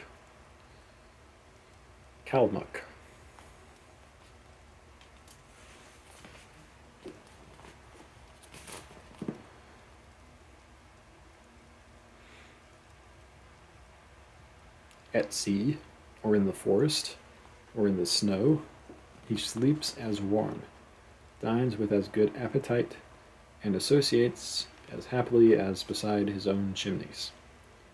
Or perhaps his facility is deeper seated in the increased range of his faculties of observation, which yield him points of interest wherever fresh objects meet his eyes. The pastoral nations were needy and hungry to desperation, and this intellectual nomadism, in its excess, bankrupts the mind through the dissipation of power on miscellany objects, on a miscellany of objects. The homekeeping wit, on the other hand, is that continence or content, which finds all the elements of life in its own soil, and which has its own perils of monotony and deterioration, if not stimulated by foreign infusions. Everything the individual sees without him corresponds to his states of mind, and everything is in turn intangible to him, as his onward thinking leads him into the truth to which the fact or series belongs. The primeval world, the foreworld, as the Germans say, I can dive to it in myself, as well as grope for it with researching fingers in catacombs, libraries, and the broken reliefs and torsos of ruined villas. What is the foundation of that interest all men feel in Greek history, letters, art, and poetry, in all its periods from the heroic or Homeric age down to the domestic life of the Athenians and Spartans 4 or 5 centuries later? What but this, that every man passes personally through a Grecian period? The Grecian state is the era of the bodily nature, the perfection of the senses, of the spiritual nature unfolded in strict unity with the body. In it existed those human forms which supplied the sculptor with his models for Hercules, Phobos, and Jove, not like the forms abounding in the streets of modern cities, wherein the face is a confused blur of features, but composed of incorrupt, sharply defined, and symmetrical features whose eye sockets are so formed that it would be impossible for such eyes to squint and take furtive glances on this side and on that, but that must turn the whole head. The manners of that period are plain and fierce. The reverence exhibited is for personal qualities: courage, address, self-command, justice, strength, swiftness, a loud voice, a broad chest. Luxury and elegance are not known. A sparse population and want make every man his own valet, cook, butcher, and soldier, and the habit of supplying his own needs educates the body to wonderful performances. Such are the Agamemnon, and Diomed of Homer. And not far different is the picture Xenophon gives of himself and his compatriots in the retreat of the 10,000. After the army had crossed the river Teleboas in Armenia, There fell much snow, and the troops lay miserably on the ground covered with it. But Xenophon arose naked, and taking an axe began to split wood, whereupon others rose and did the like. Throughout his army exists. End of the quote. Throughout his army exists a boundless liberty of speech. They quarrel for plunder. They wrangle with the generals on each new order. And Xenophon is as sharp-tongued as any and sharper-tongued than most, and so gives as good as he gets. Who does not see that this is a gang of great boys, with such a code of honor and such lax discipline as great boys have? The costly charm of the ancient tragedy, and indeed of all the old literature, is that the persons speak simply, speak as persons who have great good sense without knowing it, before yet the reflective habit has become the predominant habit of the mind. Our admiration of the antique is not admiration of the old, but of the natural.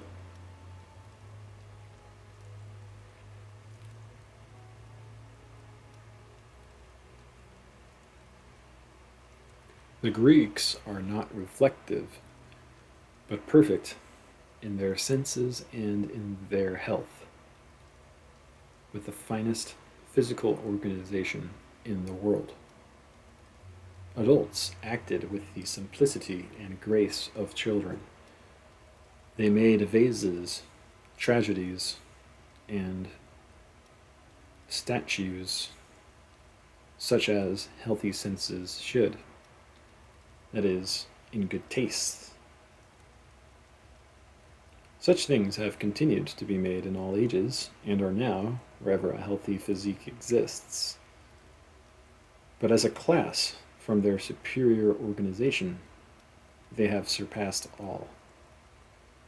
They combine the energy of manhood with the engaging unconsciousness of childhood. The attraction of these manners is that they belong to man, and are known to every man in virtue of his being once a child. Besides that, there are always individuals who retain these characteristics. A person of childlike genius and inborn energy is still a Greek, and revives our love of the muse of Hellas. I admire the love of nature in the Philoctetes, Philoctetes, Philoctetes, Philoctetes, Philoctetes, I bet that's it. I admire the love of nature in the Philoctetes. In reading those fine apostrophes to sleep, the stars, rocks, mountains, and waves, I feel time passing away as an ebbing sea. I feel the eternity of man, the identity of his thought.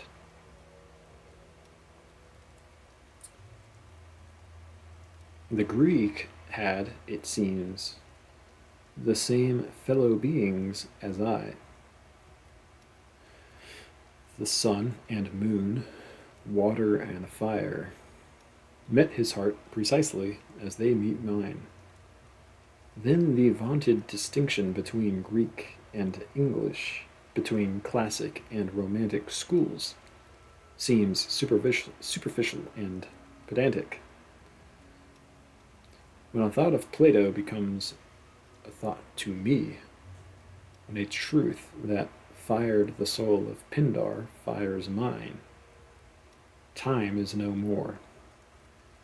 when I feel that we two meet in a perception that our two souls are tinged with the same hue, and do, as it were, run into one, why should I measure degrees of latitude? Why should I count Egyptian years?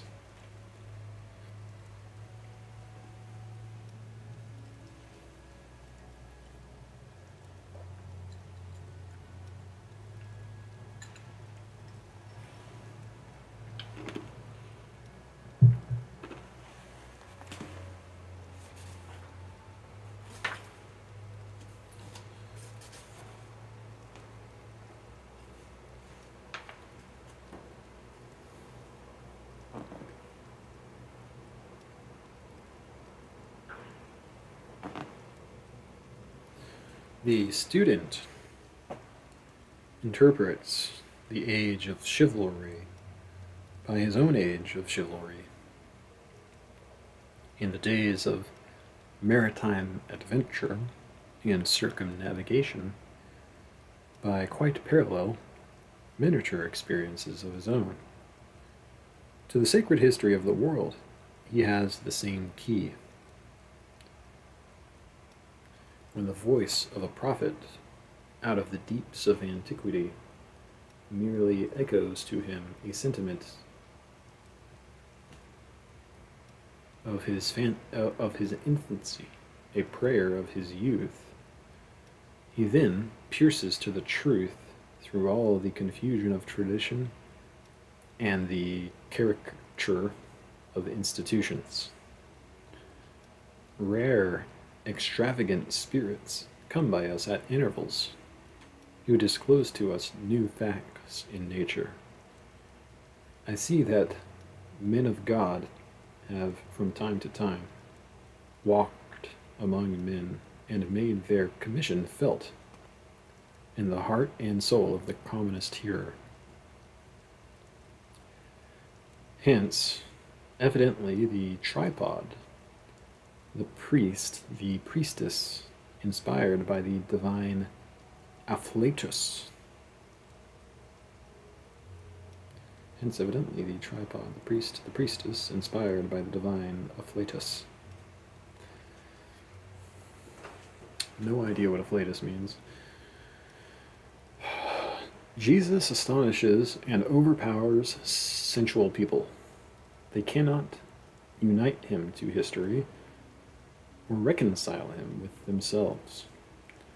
As they come to revere their institutions and aspire to live holily, their own piety explains every fact, every word.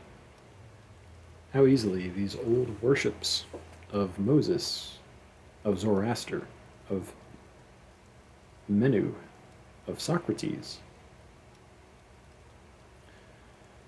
domesticate themselves in the mind. I cannot find any antiquity in them. They are mine as much as theirs. I have seen the first monks and anchorites without crossing seas or centuries. More than once some individual has appeared to me with such negligence of labor and such commanding contemplation, a haughty beneficiary begging in the name of God, as made good to the 19th century Simeon the Stylite, the Thebaius, and the first Capuchins. The priestcraft of the East and West, of the Magian, Brahmin, Druid, and Inca, is expounded in the individual's private life.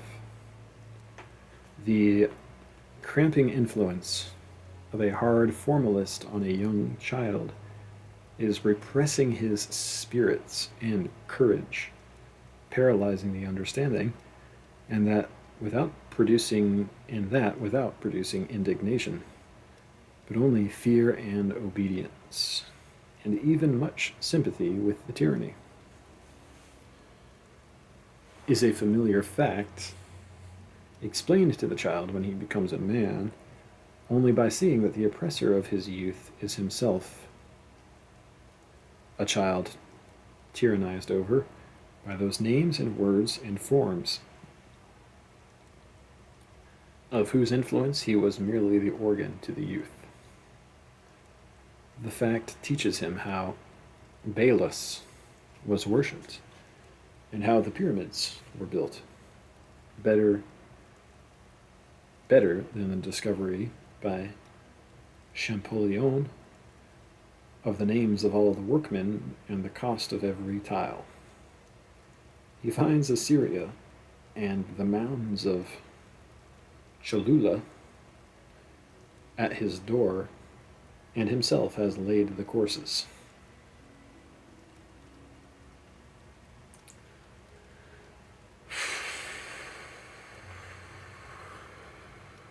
Again, in that protest which each considerate person makes against the superstition of his times, he repeats step for step the part of old reformers, and in the search after truth finds, like them, new perils to virtue. He learns again with what moral vigor is needed to supply the girdle of a superstition. A great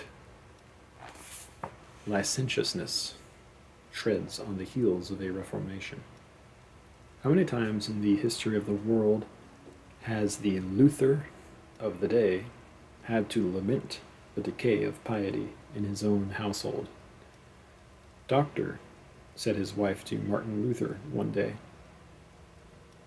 "how is it that whilst subject to papacy we prayed so often and with such fervour, whilst now we pray with utmost coldness and very seldom?"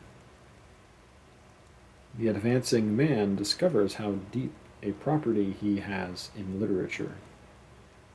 In all fables as well as in all history, period, he finds that the poet was no odd fellow who described strange and impossible situations, but that universal man wrote by his pen a confession true for one and true for all. His own secret biography he finds in lines wonderfully intelligible to him, dotted down before he was born. One after another he comes up in his private adventures with every fable of Aesop, of Homer, of Hafiz, of Ariosto, of Chaucer, of Scott, and verifies them with his own head and hands.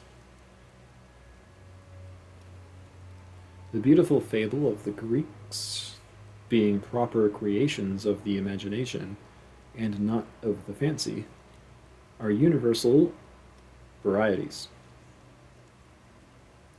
What a range of meanings, and what perpetual pertinence has the story of Prometheus. Beside its primary value as the first chapter of the history of Europe, the mythology thinly veiling authentic facts, the invention of the mechanic arts, and the migration of colonies, it gives the history of religion with some closeness to the faith of later ages. Prometheus is the Jesus of the old mythology. He is the friend of man, stands between the unjust justice of the eternal Father and the race of mortals, and readily suffers all things on their account. But where it departs from the Calvinistic Christianity and exhibits him as the defier of Jove, it represents a state of mind which readily appears wherever the doctrine of theism is taught in a crude objective form, and which seems the self-defense of man against this untruth, namely a discontent with the believed fact that a God exists, and a feeling that the obligation of reverence is onerous. It would steal, if it could, the fire of the Creator and live apart from him and independent of him. The Prometheus Vinctus is the romance of skepticism.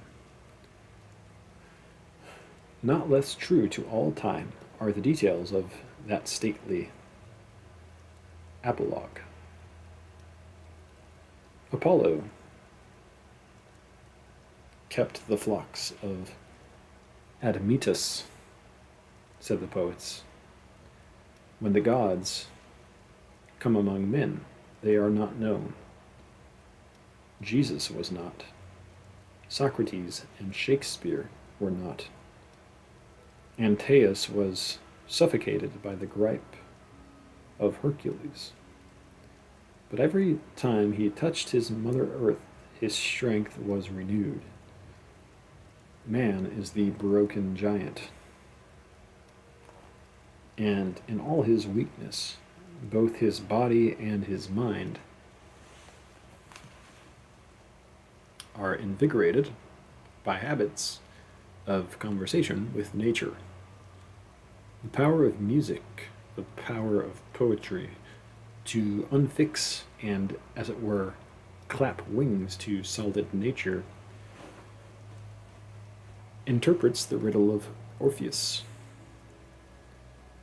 The philosophical perception of identity through endless mutations of form makes him know the Proteus. What else am I, who laughed or wept yesterday, who slept last night like a corpse, and this morning stood and ran? And what see I on any side but the transmigrations of Proteus? I can symbolize my thought by using the name of any creature or any fact, because every creature is man, agent, or patient. Tantalus is but a name for you and me. Tantalus means the impossibility of drinking the waters of thought, which are always gleaming and weaving within sight of the soul. The transmigration of souls is no fable. I would it were, but men and women are only half human. Every animal of the barnyard, the field and the forest, of the earth and of the waters that are under the earth, has contrived to get a footing and to leave the print of its features and form in some one or other of these upright, heaven-facing speakers. Ah, brother, stop the ebb of thy soul, ebbing downward into the forms into whose habits thou hast now for many years slid. As near and proper to us is also that old fable of the Sphinx, who was said to sit in the roadside and put riddles to every passenger. If the man could not answer, she swallowed him alive. If he could solve the riddle, the Sphinx was slain. What is our life but an endless flight of winged facts or events and splendid variety, these changes come, all putting questions to the human spirit. Those men who cannot answer by a superior wisdom these facts or questions of time serve them. Facts encumber them, tyrannize over them, and make the men of routine, the men of sense, in whom a literal obedience to facts has extinguished every spark of that light by which man is truly man. But if the man is true to his better instincts or sentiments and refuses the dominion of facts as one that comes of a higher race, remains fast by the soul, and sees the principle, then the facts fall aptly and supple into their places. They know their master, and the meanest of them glorifies him. See in Goethe's Helena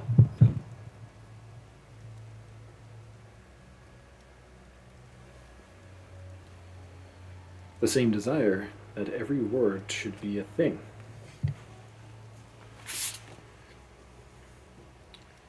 These figures, he would say, these Chirons, Griffins, Phorkyas, Helen and Leda are somewhat, and do exert a specific influence on the mind. So far, then, are they eternal entities, as real today as in the first Olympiad. Much revolving them, he writes out freely his humor and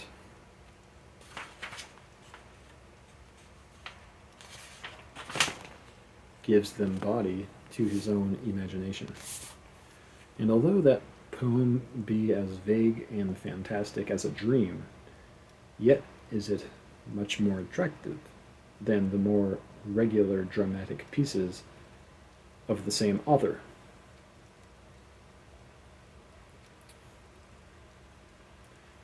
For the reason that it operates a wonderful relief to the mind from the routine of customary images, awakens the reader's invitation and fancy by the wild freedom of the design and by the unceasing succession of brisk shocks of surprise. The universal nature, too strong for the petty nature of the bard, sits on his neck and writes through his hand, so that when he seems to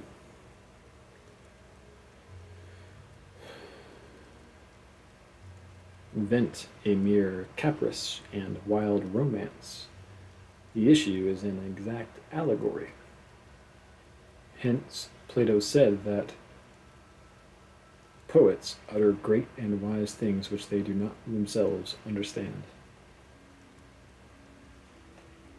All the fictions of the Middle Age explain themselves as a marked or frolic expression of that which is grave and earnest, of that which in grave earnest the mind of that period toiled to achieve.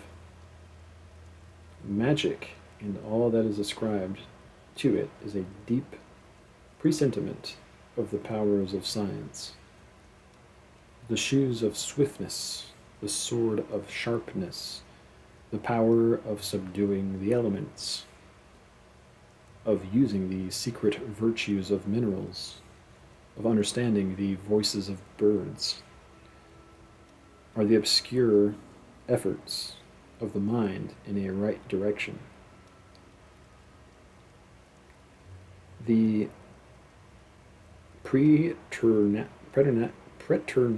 prowess of the hero, the gift of perpetual youth, and the like, are alike the endeavor of the human spirit, to bend the shows of things to the desires of the mind.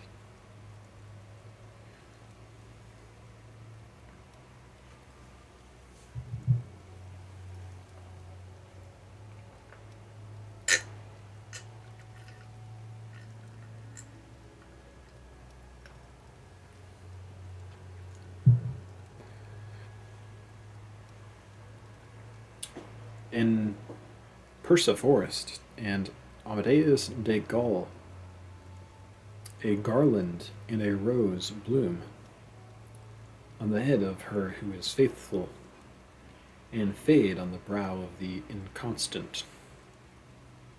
In the story of the boy and the mantle, even a mature reader may be surprised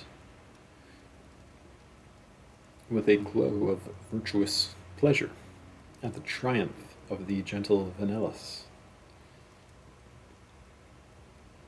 And indeed, all the postulates of elfin annals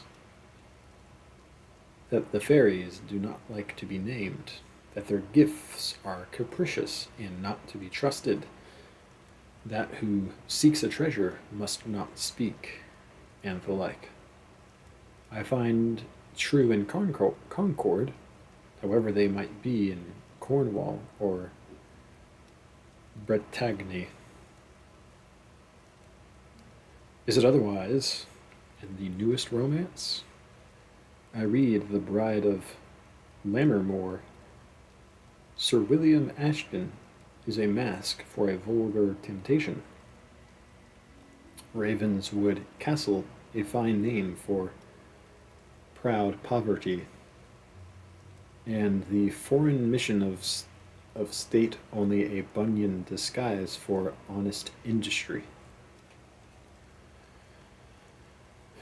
We may all shoot a wild bull that would toss the ground in beautiful by fighting down the unjust and sensual. Lucy Ashton is another name for fidelity, which is always beautiful and always liable to calamity in this world. But along with civil and metaphysical history of man, another history goes daily forward, that of the external world, in which he is not less strictly implicated. He is the compound of time. He is also the correlative of nature. His power consists in the multitude of his affinities, in the fact that his life is intertwined with the whole chain of organic and inorganic being. In old Rome, the public roads beginning at the Forum proceeded north, south, east, west, to the center of every province of the kingdom, making each market town of Persia, Spain, and Britain pervious to the soldiers of the capital. So out of the human heart go as it were highways to the heart of every object in nature, to reduce it under the dominion of man. A man is a bundle of relations, a knot of roots, whose flower and fruitage is the world. His faculties refer to nature out of him and predict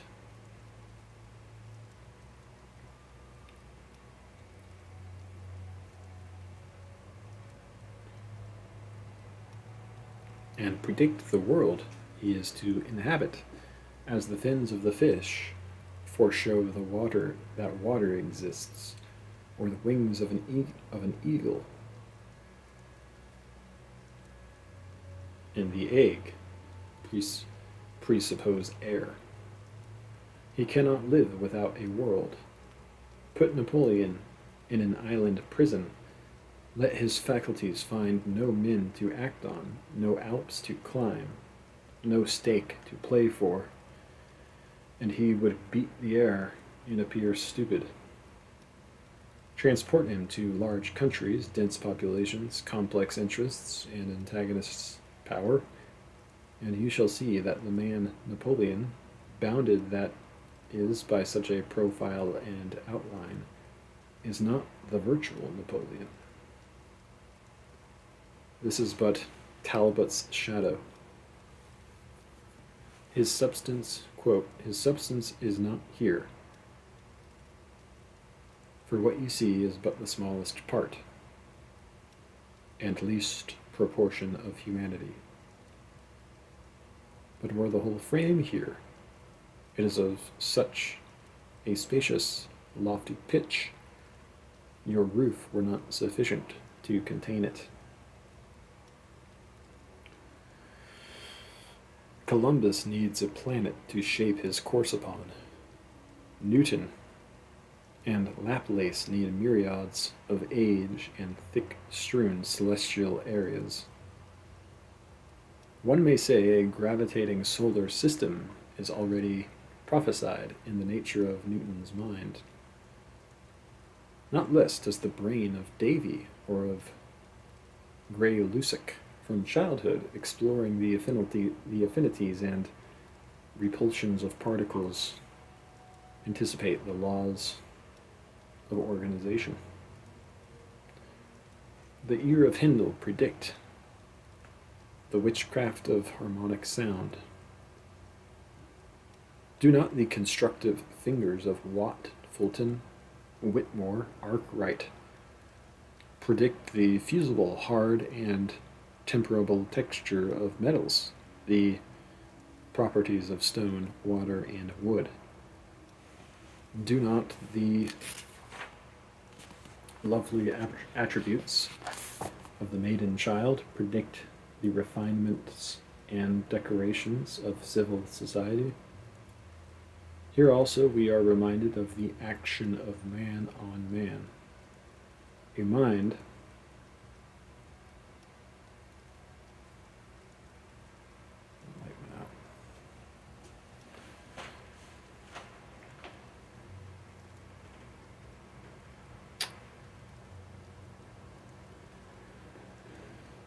A mind might ponder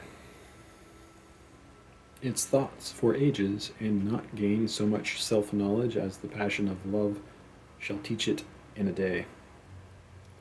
Who knows himself before he has been thrilled with indignation at an outrage, or has heard an eloquent tongue, or has shared the throb of thousands in a national exultation or alarm? No man can antedate his experience, or guess what faculty of or feeling a new object shall unlock, any more than he can draw today the face of a person whom he shall see tomorrow for the first time.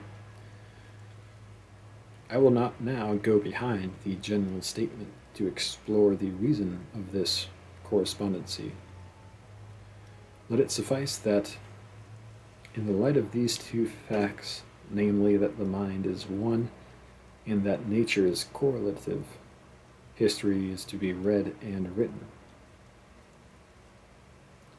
Thus, in all the ways does the soul concentrate and reproduce its treasures for each pupil.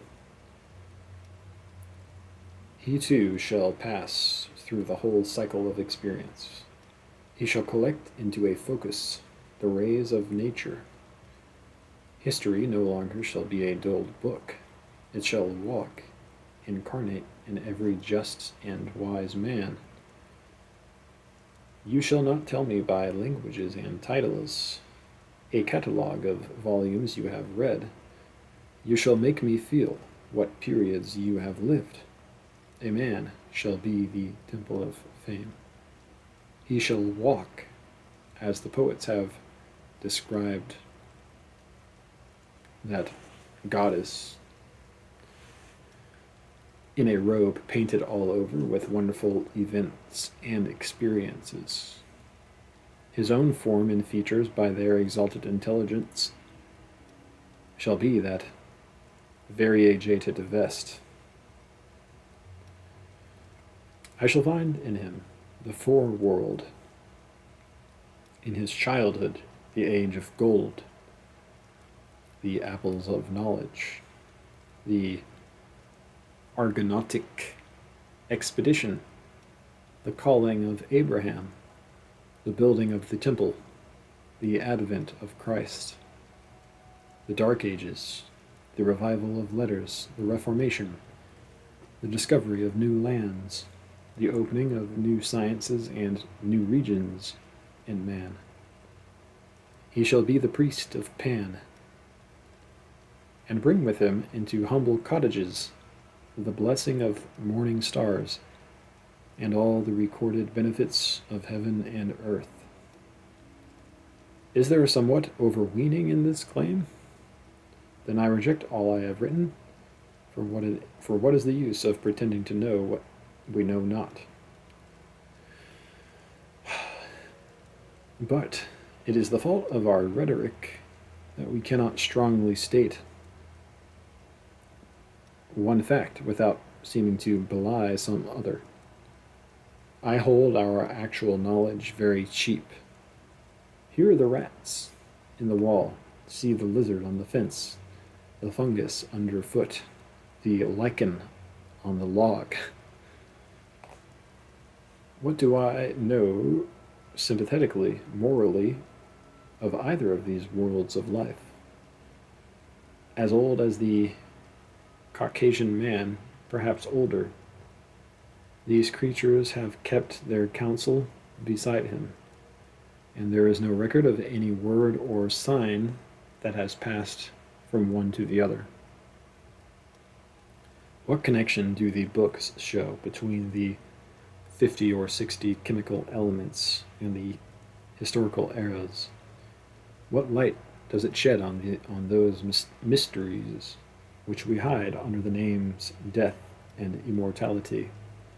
Yet every history should be written in a wisdom which divined the range of our affinities and looked at facts as symbols.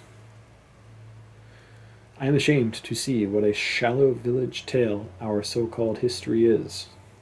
How many times we must say Rome and Paris and Constantinople. What does Rome know of rat and lizard? What are Olympiads and consulates to these neighboring systems of being?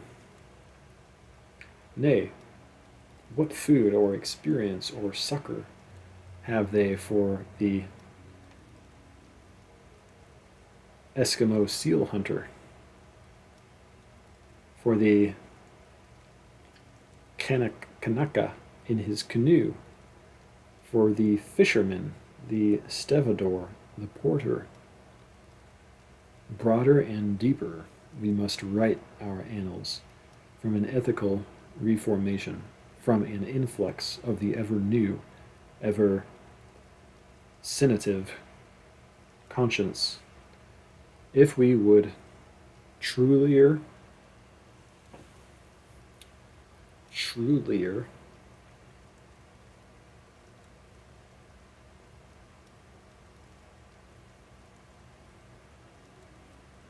express our central and wide related nature, instead of this old chronology of selfishness and pride to which we have too long lent our eyes. Already that day exists for us, shines in on us at unawares. But the path of science and of letters is not the way into nature. The idiot, the Indian, the child, and unschooled farmer's boy stand nearer to the light by which nature is to be read than the dissector or the antiquary.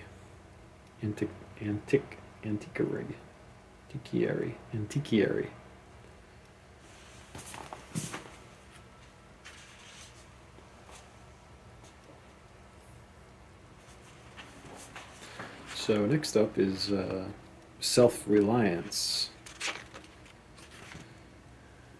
which is one of his more famous essays that I've already read a couple of times. I'm happy to read it again.